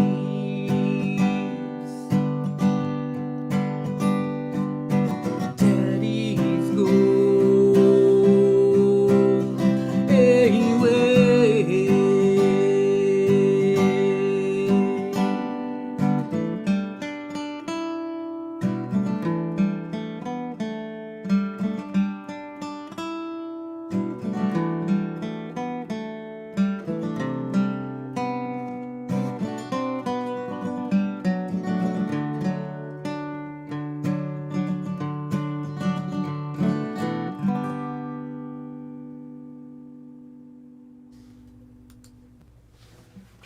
All right. Very cool. Thanks. It's a good linear story song. Well, I got to tell you something I've really picked up on tonight, and I'm going to try this, so I'm going to steal this thing. You've had several songs where you're bouncing perspective between here's this person singing the song, here's another person singing the song, and I think that's just fascinating. And I very seldom, I'm not sure if I've ever done that, quite honestly. I'd have to think about it. But I think that's very cool and very powerful, is to just, gets that full story. Like if you were reading a book or seeing a movie, you're seeing multiple perspectives of the same event. And I just think that's fantastic. Oh, thanks. Really a cool thing within It's a cool mechanism. There's multiple sides to all stories. So, once you write enough songs, you might as well try a bunch of different variations of how to do them. And that's one of them, is to sing the... we all have characters in our songs, whether we actually explain them or say them or give them names or anything. There's usually more than one character, so it's nice to sometimes actually, tell part of the story from that perspective. Yeah, very cool. I guess it's my turn, isn't it? So I got to think about this for a second. Actually, you know what? I've got a song actually I think kind of works for what we're talking about. And this is a song called, Inside My Mind. And there's a couple elements of this song. One of it is, that old saw where you see a duck and it's floating serenely along the water and underneath, paddling like all get out. I feel that way sometimes where, I'm putting a persona out or anything, but my mind is swirling with all of this stuff. And a lot of it is quite negative. That's just human nature. You hear these voices in your head, and a lot of them are really negative, from childhood or coworkers or just whatever. And you've got this cacophony going on, and you're trying to sort this out and how you feel about a particular thing and situation. This was kind of my attempt to put that into a song, just that chaos. The video kind of goes along with that. And I'll point out this was kind of fun because I got other people in SWA involved. I said, here's, I love it. It's great. Here's kind of the concept, guys. Give me other voices, another perspective. And I threw out some sample lines, and they came up with just some other pretty incredible stuff. And you have to listen closely for it. But this is a song called, and I keep hitting the wrong button because I'm a chump when it comes to running this thing. This song is called Inside My Head. And all right, there we go. I'll share this.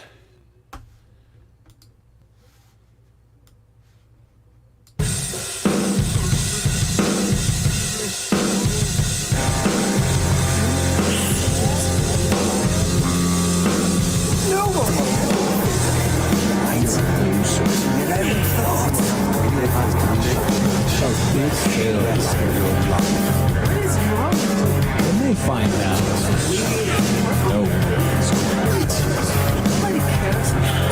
you might as well just give up.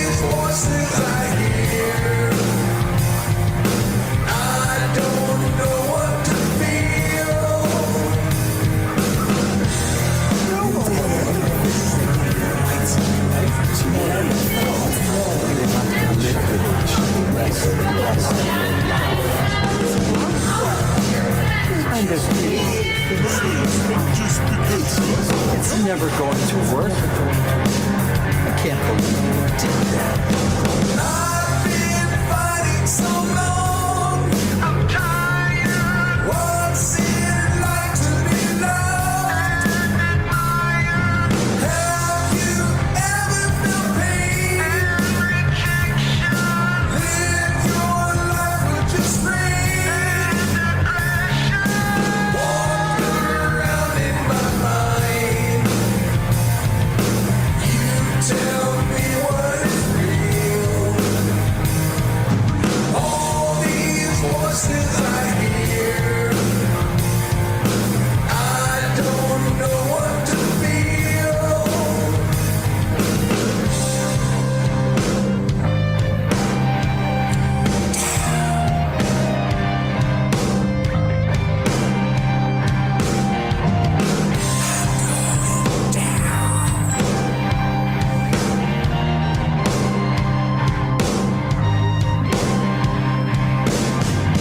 Walk around in my mind.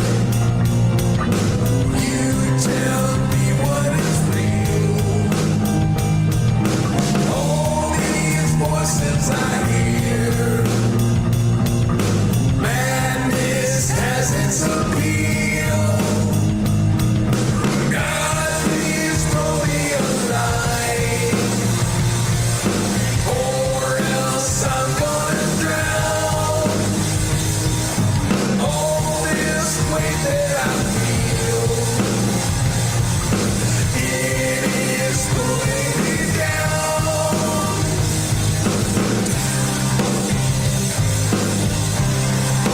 I need a light.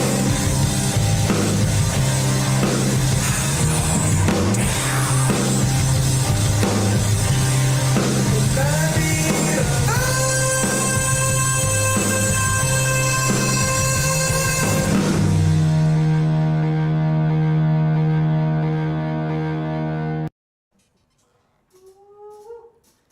Nice. So not only is that a cool song, but the guitar that you're playing, the solo on, is beautiful. What kind of guitar is that? That is a guitar that I found in a music store in Salida, Colorado. It is an ARX 300. It was Ibanez built it 1 year. It's a one-off, and it's a beautiful guitar. It plays like a dream. And the only thing anybody ever criticized about it is the pickups were not great. Well, somebody replaced the pickups, so those are aftermarket pickups with the original covers on it. It sounds fantastic. It's my favorite recording guitar because it just that what you heard. That's what it sounds like. So yeah, I love that axe. Yeah. It looks is a great. cool It sounds axe. good. Sweet. Yeah, and that was the first one that I got new video editing software. And all of a sudden I had the ability to do multiple overlays, which I had to have for that video. And I was having a hell of a good time doing the video. It was just fun. And A whole bunch again, of learn some ingredients things. to toss in there. Yeah, like I probably need a blue screen because of my hair color, because it tends to pick up the green of the background. And Yeah, but for that song, that was great, right? Having sort of the yeah, it was fuzzy and indistinct, and kind of got the point across that there's a lot of chaos going on, and just trying to manage it all. So, all right. So when you wrote that song or a song like that, when you came, so did you come up with sort of the catchy chorusy thing first, or did you come up with the kind of the story of it first? That one was kind of a story, and again, I wanted to get across those negative voices, and how do I portray all the cacophony that's going on in my head, and I assume other people's heads a lot of the time. And so then I got the idea that you would sing a phrase, and then you would have the guy on the side whispering something else, and I just recorded the vocal a little different on that to kind of get that idea across. And then of course all the other people contributing their talking voices in that, and there's probably 20 layers of voices in there, which you can hear some, and some are kind of really in the background, but they're all there, and they all kind of put on that sonic density of that particular song. And Yeah, sounds great. and I had the verse of that one first, And then I just hit on some chords. It's like, okay, well, how do you explain what's going on? I just said, well, walk around in my mind. You tell me what's real.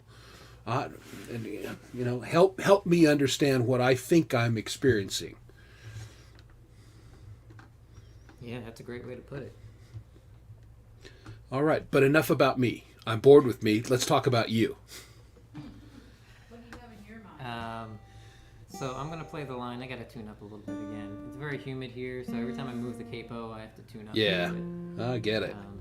But I'm gonna play a song called "The Line," so it's a little more upbeat than the majority of the things I've been playing. And this is one where I had sort of similar to what you just said. I had the concept first, and it was sort of about. So there can be people that are a bit dynamic in your life, and they can say things not realizing that there's consequences. I'm sure we all have had people like that either in our families or in our lives. And they can say some hurtful things, and then the next time you see them act as though that never happened, and you're just supposed to move past it without any sort of conversation.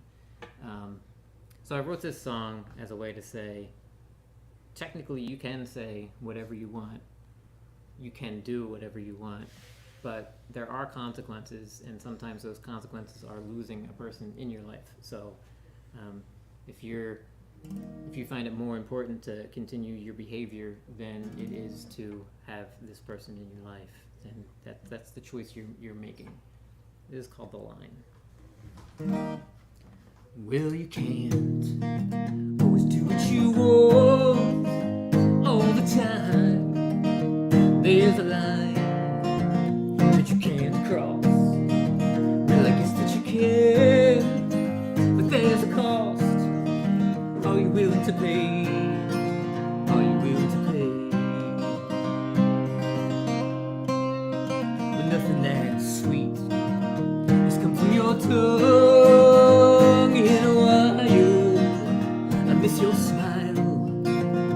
Now your words so violently flung in the air, like you're waving a gun, like you're waving a gun. I know you know me too. Back in a hard place, I'm gonna miss your face, but I'll do what I've gotta do.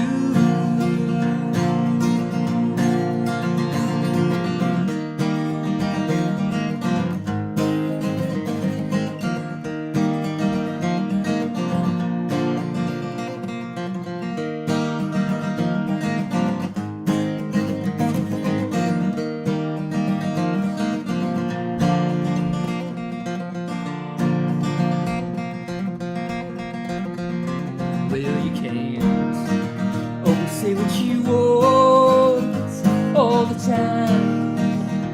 There's a line that you can't cross. Well, I guess that you can, but there's a cost.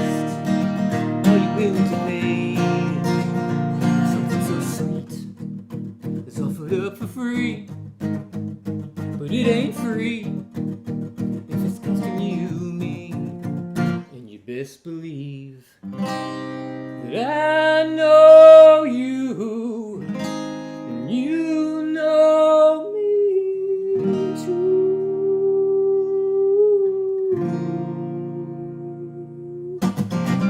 Back in a hard place, I'm gonna miss your face, but I'll do what I've gotta do. That's why you can't always do what you want. There's a line that you shouldn't cross, even if you can.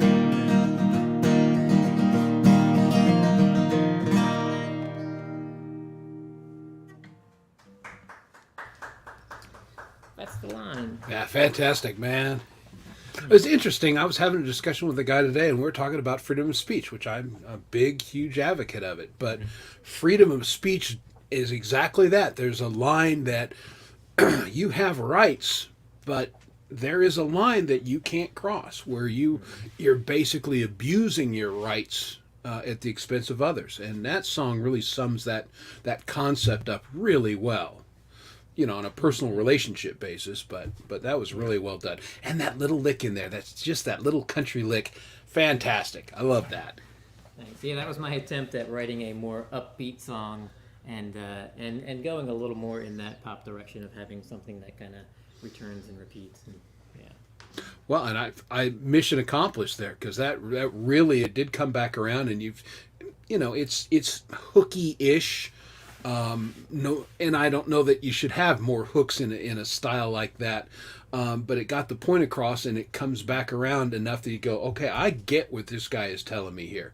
There are lines that can't be crossed, and you do your thing, but you can go too far, and if you do, I can't be in a relationship with you. Yeah, and everybody has their own line, and everybody has a line for different people in their life. And there's a part when people approach that line, if you say like, "Hey, just reminding you, Yeah. this is where that line is." You can decide to cross it if you want, but there will be consequences. Again, you can say and you can do anything that you would like, but you have to realize that there are repercussions for that in every aspect of life, whether it's a personal relationship or like you're saying in the broader span of having freedom of speech. You can say whatever you would like, but what you say means something, and it means different things to different people, and you should also give that same right to everybody else. If you want your freedom to say whatever you would like, you have to understand that means the other people have the freedom to say Couldn't agree more. I don't get political on the show, and I don't get political on the internet, but I'm highly political. And that is one of the things that bugs me about this country right now, is there are elements that want to shut down other voices. And, everybody's got their agenda and everything. I want to hear everything from everybody. That's how democracy actually functions. The Founding Fathers couldn't have felt more strongly about that, and we're sliding away from that. And when you start limiting speech, limiting thought and everything, you're sliding into a tyranny or a dystopia, like we've read, in the science fiction things growing up. And that's not a good place to be. So, but that means you have to hear an idea that you don't agree with or you don't like. Yeah. And you miss out on someone's perspective or how someone sees something because you don't want to listen to them. Yeah. So if you don't allow, your stance could be based entirely off of not knowing what someone else's life is like, and while hearing that might not change your stance, it might give you a little bit more understanding on why the two of you or whoever is involved are at different spaces. I mean, if you take anybody in your life, there is not a single chance that you line up exactly the same on every single thing, even if it's what kind of cereal you like to eat. So just imagine that. The people in your life, you love them, and there's tons of things that you disagree on, but you can have a relationship, and you can talk about those things, and you can move past them. So just, if everyone did that on a little bit of a broader scale, we would probably all get along a whole lot better. Yeah, absolutely. Well, yeah, my late father and mother-in-law, politically, we didn't agree at all. Just didn't make any damn difference, and we would sit and talk about things and exchange ideas and thoughts and everything. But we never canceled one another. We wanted to hear what the other one had to say, and we had respect for one another's position, even when we didn't agree with it. That's how I think it should be. Yeah, that's great. All right. So now, how about a song about cats? No. We got political. Now, how about cats? Or giraffes. You got a nice giraffe picture in the background. You have a song about giraffes? I don't have a song, but I think Chad said that I should write a song about our giraffe. Maybe. Yeah, so I do not have one of those. I don't really have very many lighthearted songs, but I probably have songs. I can play The Quiet Kid, which is a nice song, as long as I don't share the story behind it. So. Well, you know what? You have freedom at this point to express yourself and say, here's my song. Mm-hmm. You interpret it as you feel fit, and that's cool. Yeah. Thanks. So this is a song about a kid on his birthday, and that's all I'll say.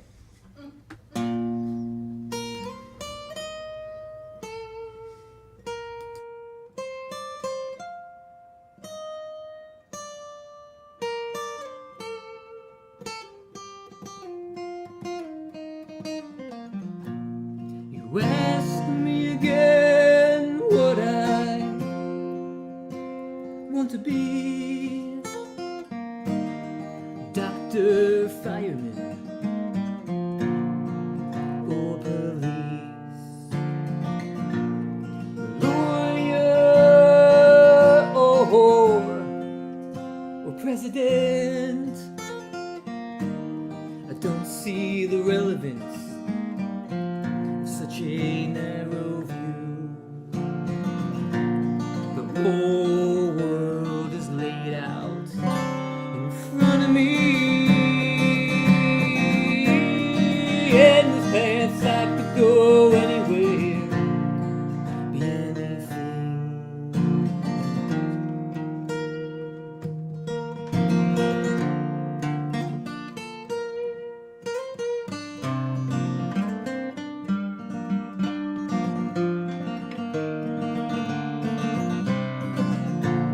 You ask me again what I want to do. The big day approaching, but this seems more for you. A pool full of ice cream you offer, anything I can dream.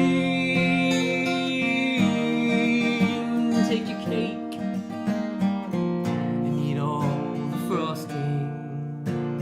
I'd rather work on my spaceship. I cardboard it and taped it, blast off into orbit, where it's finally silent around me.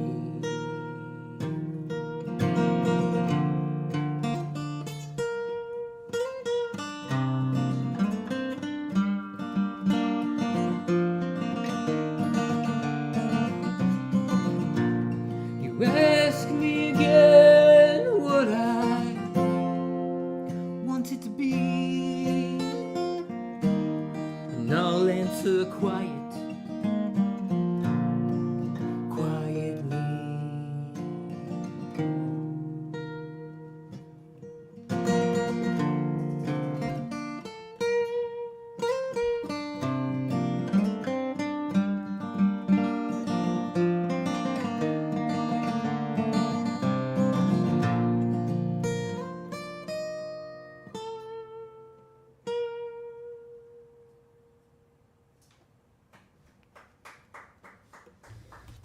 Thanks.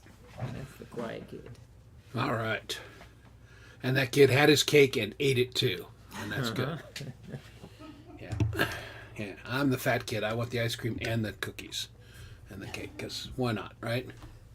Now, very Yeah, cool. you have to have something to dip the cookies in, right? Well, yeah, exactly. Now, that's very nice. All right. So we'll do a couple more. I guess I'm up, right? So let me see. What did I got to remember what I picked. This is a song. This is the first video I ever did. I don't actually appear in it because I didn't know what I was doing, so I just pulled together some clips and kind of did it. But I think they kind of tell the story, and I talk about it occasionally. But my wife has, even though she works full time, she's got some serious health challenges. She's had lupus for 25 years and has battled that, and she's had Graves' disease and some other things. She's a warrior and she's a fighter. And it's just, God's little joke that here's the big ex-jock, football player, football coach and everything. Rub dirt on it and everything. And I end up basically being her caregiver. I cook for her, I drive her to and from work and these kind of things. And, I'm the nurturer, and, as I started out, it's like, I am so unfit for this role. This is just not. And God just had a little different perspective. He goes, well, maybe not, but guess what? That's what you're doing. And this song is just my expression of, I'm with you. We're in this together, and I'm going to hold you up. I'm going to do everything I can do to help you on your journey, get to where you want to be. And it's just kind of about the two of us together battling this stuff. And it's a song called Let's Fly. Nice.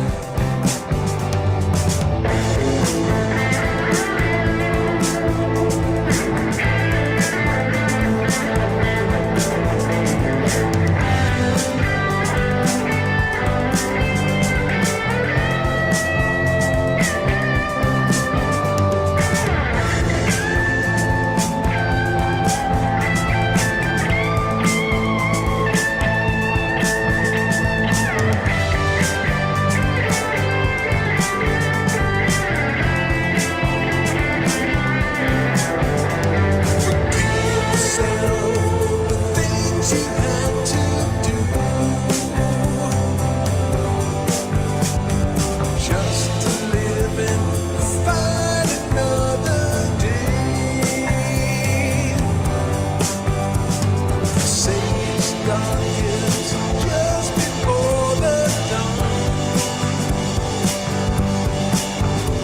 I promise it won't always be this way. The time has come for you to grow. Leave behind the things you know. Don't cry, oh baby, don't cry. Walk the path and don't look back. Don't fear the things you think you lack. Let's fly, oh baby, let's fly. Fly, fly, and let's fly.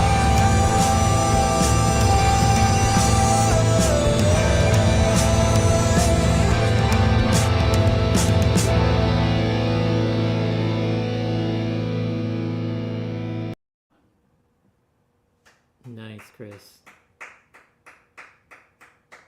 I don't know if you have the same thing that I do. Those, to me, are the hardest ones to write, ones that are super, super personal. Yeah, I tend not to. That is, I mean, that is an outlier for me. That is really an insight to an actual relationship that I have versus, I mean, I'm okay writing about me and my thoughts and everything, but yeah, that was a step out for me, but it was something I just wanted to say, and so thank you for that. And I mean, here I'll tell you a funny video story. For me, they're all interrelated because I like the visual aspects. And again, I didn't know what I was doing, so Dom and I had found this place called Rotor Videos. And basically you go there and you pick a theme and they kind of put something together for you. And I looked at it a couple times. I went, well, that's not what I wanted to say at all. Most of these clips are okay, except for the elephant. I mean, you know, that made no sense in there. So I ended up getting it, downloading it, and then putting it in iMovie and chopping it all up and rearranging it and doing all this kind of stuff just because to get the flow that I wanted. I wanted those eagles soaring at the end for that hopefulness. That anyway. So yeah, I did the video and then I spent another 3 days doing the video again because it just didn't send the message that I wanted it to send. Yeah. And then I got my own better video editing things, and now I can do a much better job with that. But anyway, So when you sat down to write that one, you decided to write it first, right? And then, so how, when you have one like that, how do you do it? What's your first step for a song like that? That's that personal, especially since it's an outlier for you. How do you on that one, I had a little chord structure that I wanted, that I played, and for me the bit of the hook or the chorus tends to occur to me fairly early, and in this particular case it did. I know I basically had that chorus. I knew what I wanted to sing, and the chord structure is pretty similar under both the verses and the chorus. And once I started singing that, I was like, okay, this is what this song is about. Here's where I'm going to go. And here's how I'll change the chords a little bit in the verse to say what I want to say. But that was one where I had basically the chords and the melody of the chorus kind of right from the get-go. I was like, okay, this is the direction I want to go. Now I just got to put the other things that I need to say in verse form that it makes sense. Mm-hmm. But again, I tend not to agonize over a song. I'll agonize over a lyric sometimes, but for me, it is kind of a lightning and a strike kind of thing. I mean, I might play with chords and everything, and I don't have anything, and I'll keep playing them until something occurs to me. But when it does, like, I'm off to the races, and then it just flows from there. But sometimes I'll play around with a set of chords or a progression for a month, and I got nothing. I probably got 5 of those right now that just the lightning hasn't struck as to what the song is about yet. I like the chord structure and it sounds cool and everything, but it's nothing until those lyrics hit me. So when you have that, do you just kind of keep playing those chords and looking for like what feeling you're having to start Yeah, singing exactly. like You know, something will occur to you, and and that's why I think over time, you know, if you've got something that you've labored on a little bit and it's not coming to you, you know, your life changes, different situations. You know, you're in a different emotional space and everything, and then one day it'll click for you, and you go, okay, now I know what this song is about. This is what I hear it in my head now. Let's see where we can go. And then, you know, I have little lyric fragments scribbled all over my desk like I showed you. And, you know, I'll look at those and go, no, no, no, no, does this fit? Nope. Does this fit? Nope. Keep going. And sometimes they do and sometimes they don't. And other times it's just completely out of the blue that something strikes you. But I've got all these things going on. And then once I get to that point, then I tend to put it in Word and formalize it. And now I've gotten smarter now that we play live. I had to learn how to play all my own songs to go live and play them. No clue. I did them, I recorded them, moved on to the next one, and even in a couple of the videos, I'm like, how the hell did I play the solo on this? I got no idea, and I had to relearn my own songs, which is kind of embarrassing, right? So now I write all that stuff down, and I've got, at a minimum, the chords in there, and, you know, maybe a little video of me doing the solo or something, so I don't have to start from scratch. We learn. Watch what your fingers are doing. Yeah. Yeah, we learn going on, right? Which is why what Dom is doing, I think it's genius. You know, he's recording himself, and he can say, okay, I set the capo on 3 on this one. Or he doesn't always do it this way, but he will occasionally just tell himself, look, I'm in open D or whatever, so he can remember. Because he plays in a lot of different tunings, which is something I got nothing. He showed me a couple of them, and I'm lost. I'm just...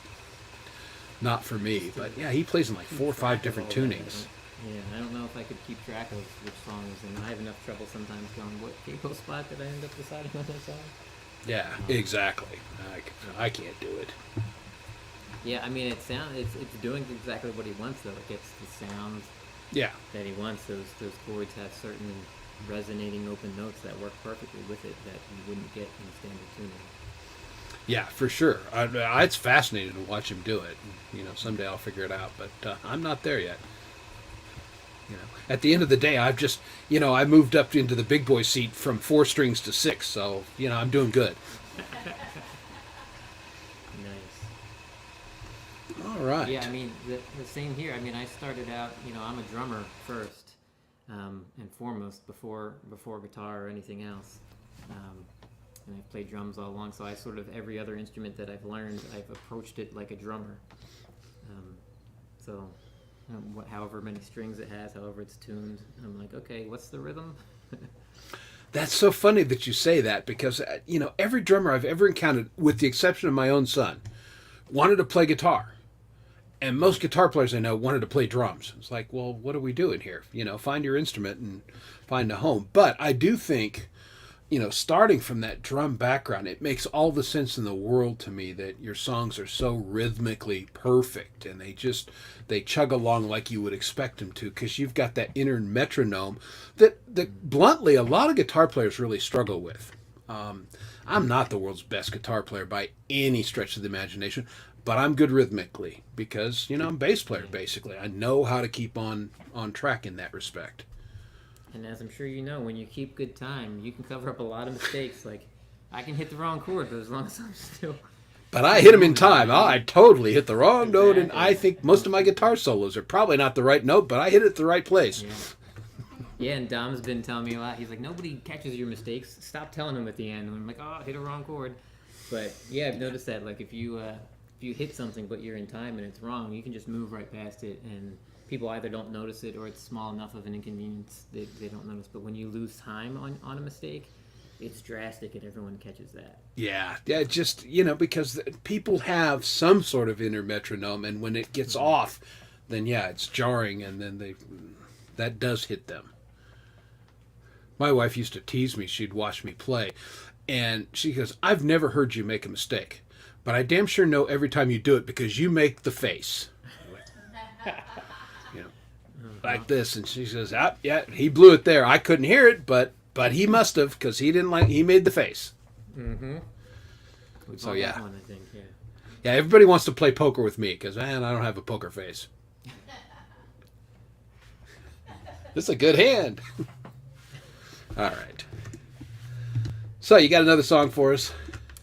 Sure. So we'll go. This is a song I play a lot, and it's very rhythmic in the drum sense. But I don't often talk about the story behind the song. This song is called "Who's Keeping Score," and it's one where, again, I created this whole fictitious universe essentially. I pictured. I don't know if I was watching a lot of like apocalyptic movies and zombie movies and stuff. There's no zombies in it, but I pictured sort of this kind of apocalyptic setting where, you know, civilization as we know it is kind of wiped out and starting over, and but we're still humans at the point in technology that we are. So they try to like regain the same structures that they had. So I started it off with this guy that there's this big white house on a hill, and there's a farm style fence around it, and there's a bunch of people guarding it. Essentially, that house on the hill, you're told this is the people that are running the new system. These are the people that are going to make sure everyone's taken care of.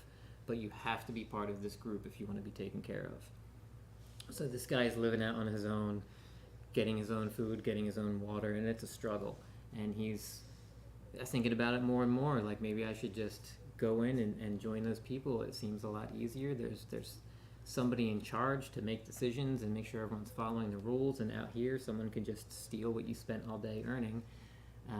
So the trick is to get into this group. You approach the fence and you have to give up all of your possessions, everything that you have, and then you get to go in and find out what the group is all about. So this is sort of this guy's journey on that, trying to find out who is keeping score and what happens when I get inside that fence and inside that big white house. All right, ladies and gentlemen, it's Michael's songs. At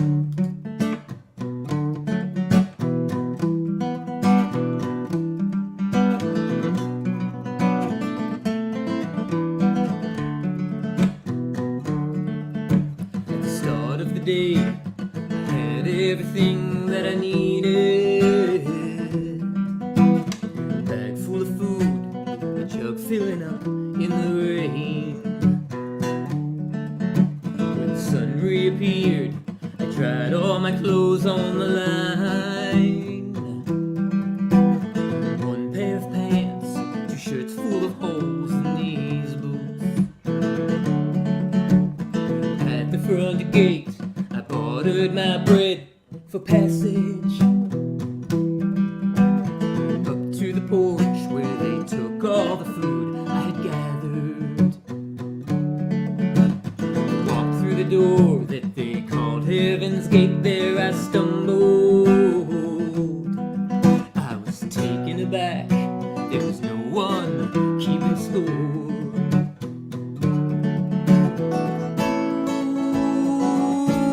Was it any wonder why this whole world falls apart? I slipped out the back door with a handful of no questions answered. But down I set out at full speed till I ran out of anger. Left tired, left hungry, all I got left is this jug of water. I never noticed before this little hole here in the bottom.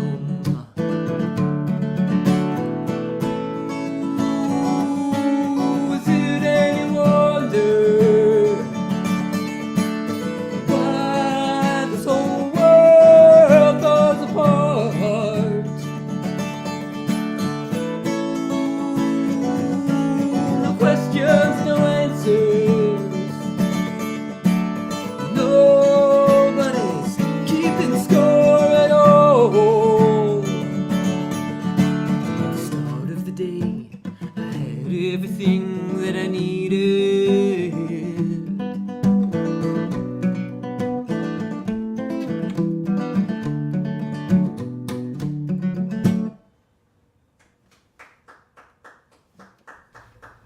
That's who's keeping score.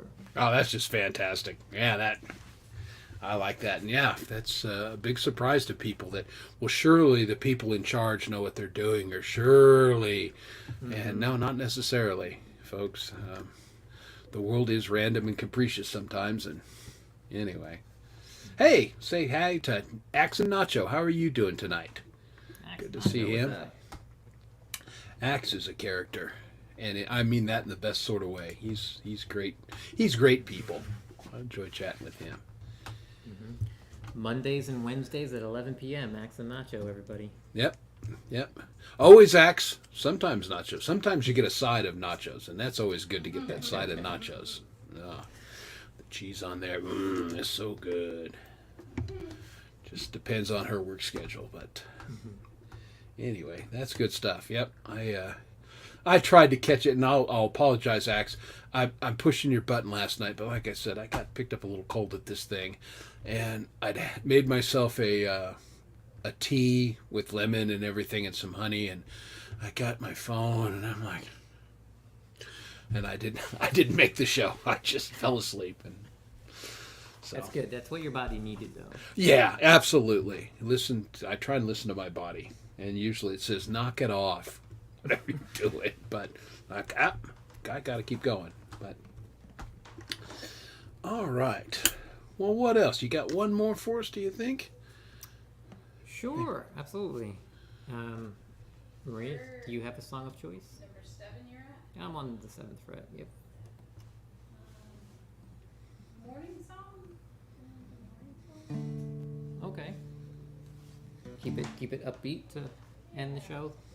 What's the morning song about? Well, morning song is similar to some of those other ones. So, morning song is kind of deep, but I did the thing where I kind of shift it and make it more upbeat musically, so that you could just enjoy it as a nice song to listen to, or you can dive into the lyrics and realize it's kind of heavier. So a couple years ago, sure. You can choose your own adventure by listening to the lyrics or just listening to the music. But a few years ago, I remember there was this big push with marketing and commercials for checking in on people's mental health, and I thought, this is great. It's a great thing to do. They're telling people check in on your friends. But what I realized the more I saw of it is there was nothing to sort of tell people how to handle if the person says anything other than I'm fine. So if you honestly asked someone how they were doing and they felt courageous enough to answer you how they're actually doing, how they're feeling, what they're thinking about, you might not know how to respond, or sometimes people instantly go, oh, you're having negative thoughts, or you're having doubts, or you're not even sure if your existence is worth anything here. That sometimes instantly you're like taken to a place and evaluated, or sometimes nobody knows how to help you at all. So this song was sort of about that, that you can question your existence. It's a normal thing. If you need help, ask for help. If you ask someone how they're doing, wait to actually hear how they're doing. Check in on them, and whatever their response is, follow up. If it's a deeper response than I'm doing fine, if they tell you they're struggling, follow back up with them again soon, see how they're doing, because sometimes that's the most important thing to people. This is morning song.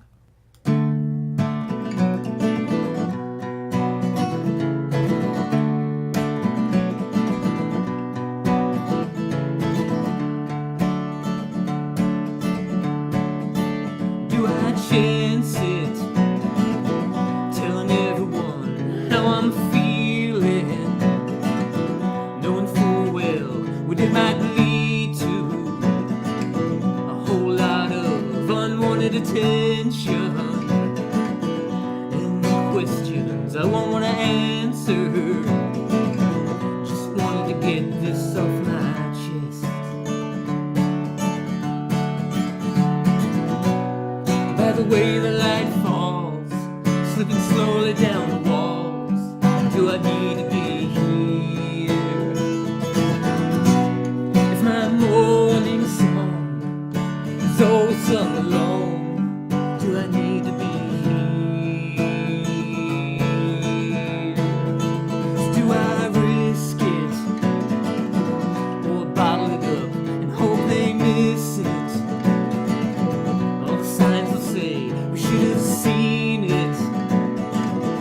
Wish he would have got this off his chest. Do I listen to all the judges and their missions? I hope they say, we're glad you're with us. And we all question our existence from time to time. By the way the light falls, slipping slowly down the walls, do I need to be here? If my morning song is always sung alone, do I need to be here?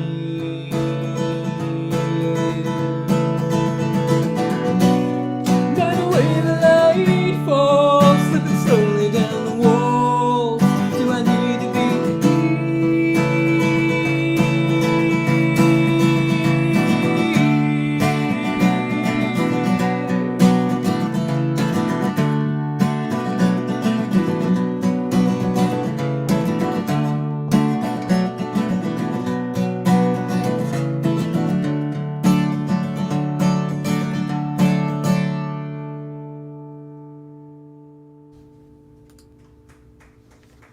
Fantastic. All right. Very nice. Well, that's a great song to, and you know, it's a good thing to let people know that there's always. I think the thing you said there that was most impactful is be prepared to hear the answer. I mean, we all do this, you know.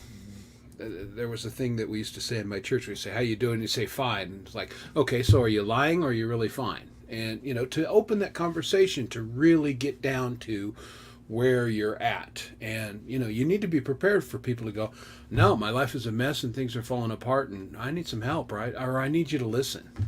Mm-hmm. And too often we're hoping to hear, "Fine." It's a courtesy and a greeting, not really a "How are you?" Yeah, for sure. Yeah, really good. Well, now I'm thinking I should probably do something different. I was going to play one song. I don't know. That's maybe not the right song to.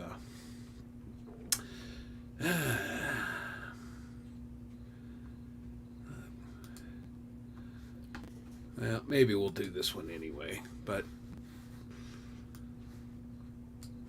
I think we've shared kind of our songwriting and everything, and one of the things when Dom and I were early in Songwriters Anonymous, he wrote from personal experience all the time, whereas I'm exactly the opposite. I mean, I have a tremendous imagination, and I just put myself in different situations or different how different people's thinking, and sometimes I'll go to the most outrageous situation possible. And this is a song I'm pretty well known for, and there's no basis to it. I've been happily married for 34 years. We're celebrating our anniversary in 2 weeks.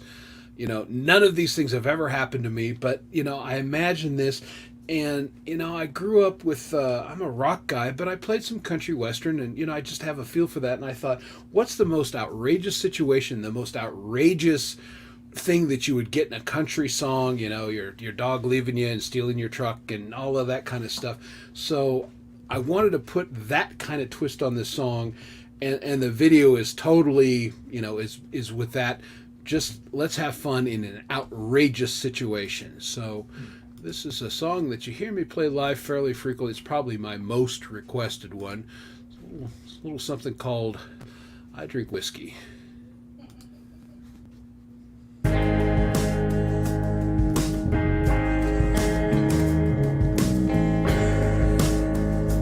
I drink whiskey, you tell lies, you cheat on me, it ain't no surprise. You don't shut your mouth, you don't shut your thighs. So I drink whiskey when you tell lies. Started on the day we said I do, and you swore that your love was true. yes man too. And then you took on all the cleaning crew. From that day it went from bad to worse. A cheating woman's nothing but a curse. Do I become the man that I abhor? Just a lonely drunk who's married to a whore. So I drink whiskey and you tell lies. You cheat on me, it ain't no surprise. You run your mouth, but don't shut your thighs. So I drink whiskey and you tell lies. No more lies.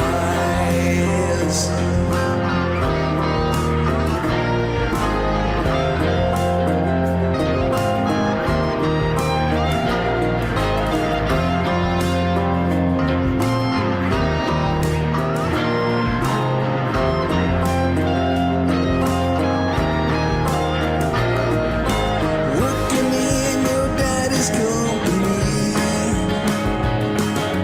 Bust my hump while he lies and cheats and steals. Made me partner and that's alright with me.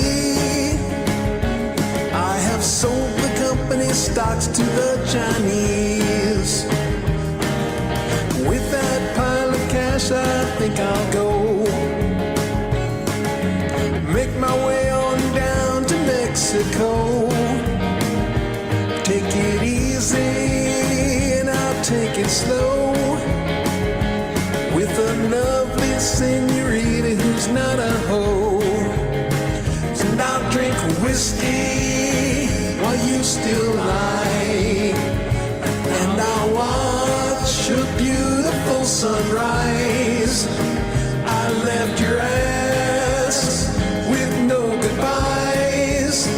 And I'll drink whiskey when you still lie.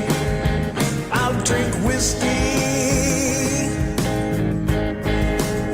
maybe some tequila, but I won't miss you.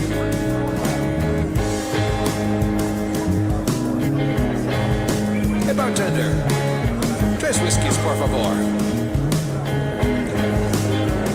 Mucho gracias, hombre. Keep the change. And hey, how about a round for all my new amigos? How's that sound, everybody?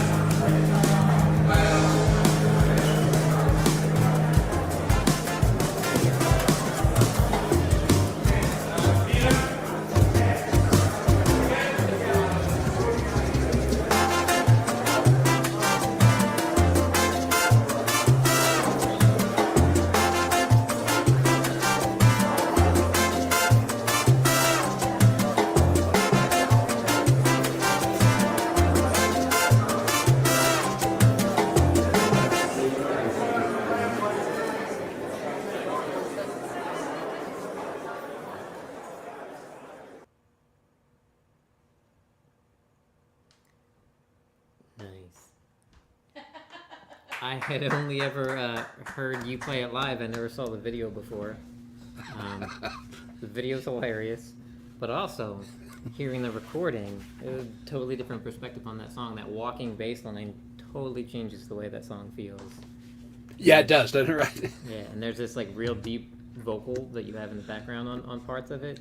Yes, that is my bass setto. I mean, I'm a tenor, and so I have to really work to get down that low. But yeah, I just wanted to drop that in again, kind of a country thing. And yeah, it's people hear me play that live, and it's a fun song. But I really wanted to put the parody to it, and that was what the video did. And again, as a bass player, it's just fun to play.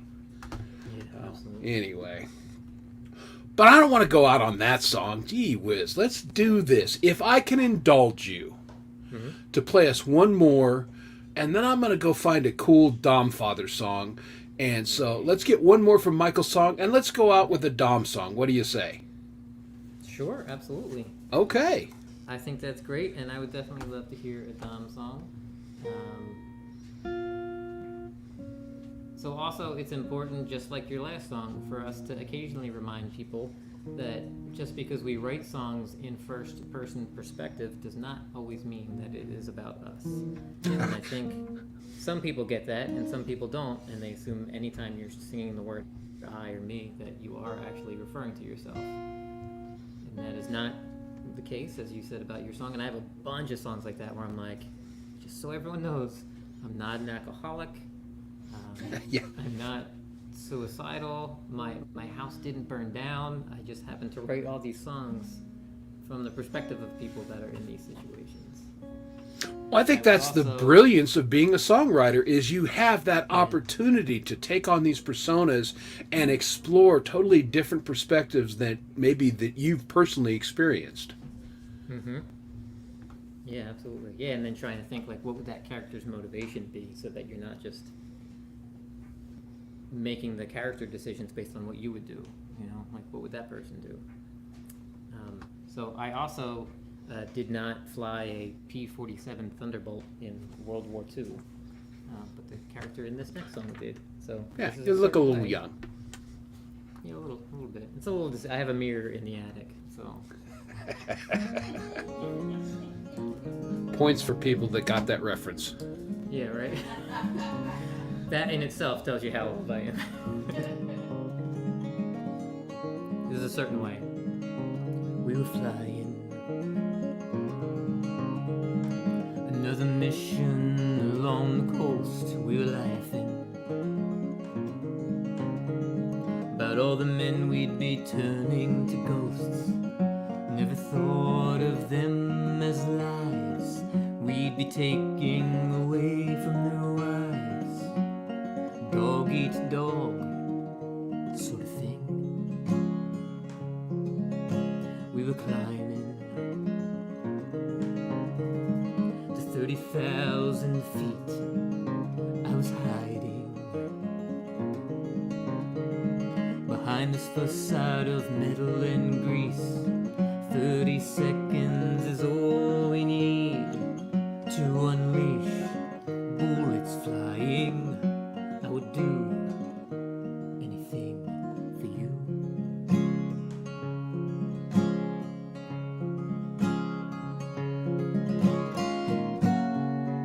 We were taught to be strong, that you had to be a certain way, but not you, and not me. We were told to be brave and to be seen as powerful men doing powerful things.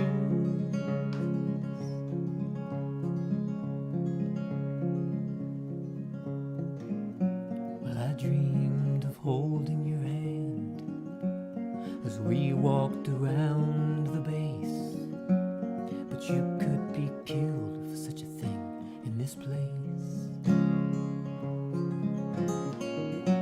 30 seconds is all we need, away from prying eyes and ears, my fingers in the curls of your hair. Your breath becomes my only air.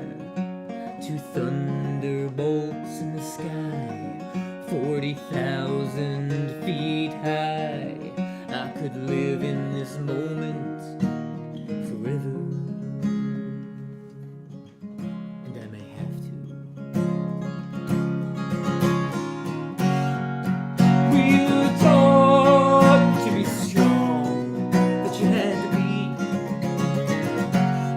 a certain way, but not you, and not me. We were taught to be strong, that you had to be a certain way, but not you, and not me.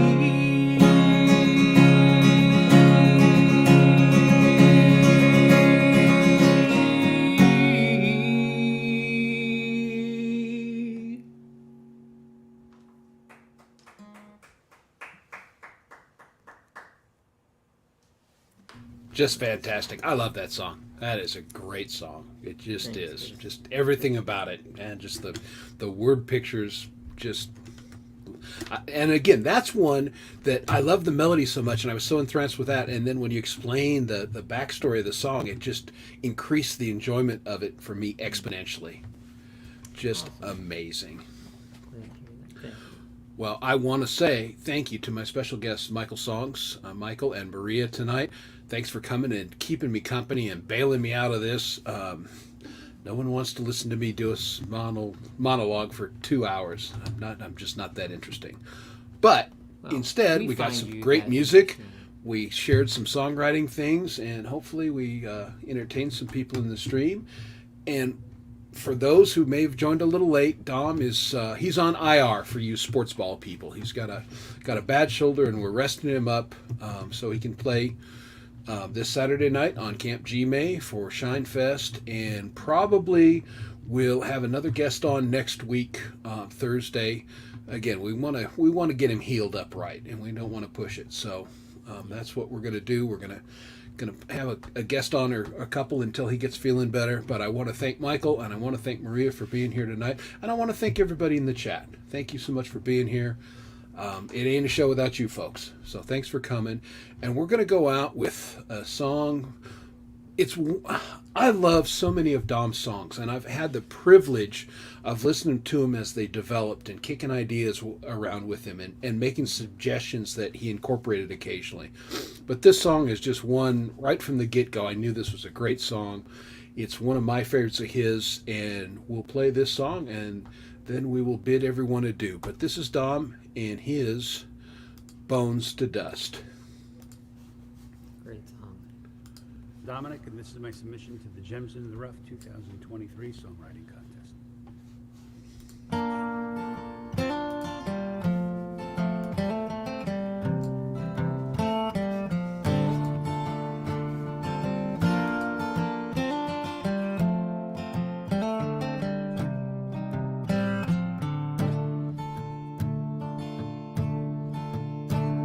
He died for his country, but afforded no war.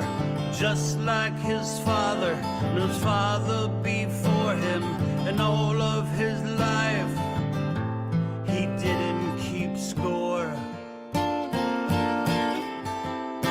He was always so proud when it came through the door, tatted and torn, and he prayed to the Lord. He told his family that his day was fine, ate a supper in silence, and didn't take long for the weight of the world to grind your bones into dust. When it's all over, then you will see if he just died for another man's greed. I had a father never at home. He was the provider, or so I've been told.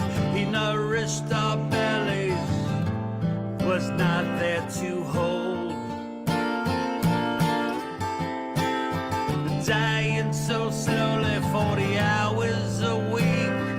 They left no bruises but a tear down his cheek. He made no excuses, and he tempered his grief. Didn't take long for the weight of the world to grind your bones into dust.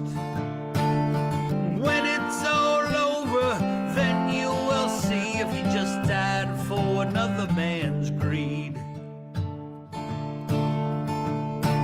They bend you and break you, and then they forsake you, all just cogs in a wheel.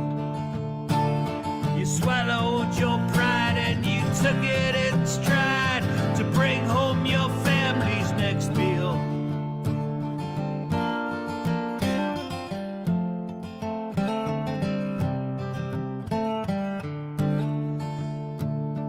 Didn't take long for the weight of the world to grind your bones into dust. When it's all over, then you will see if you just died for another man.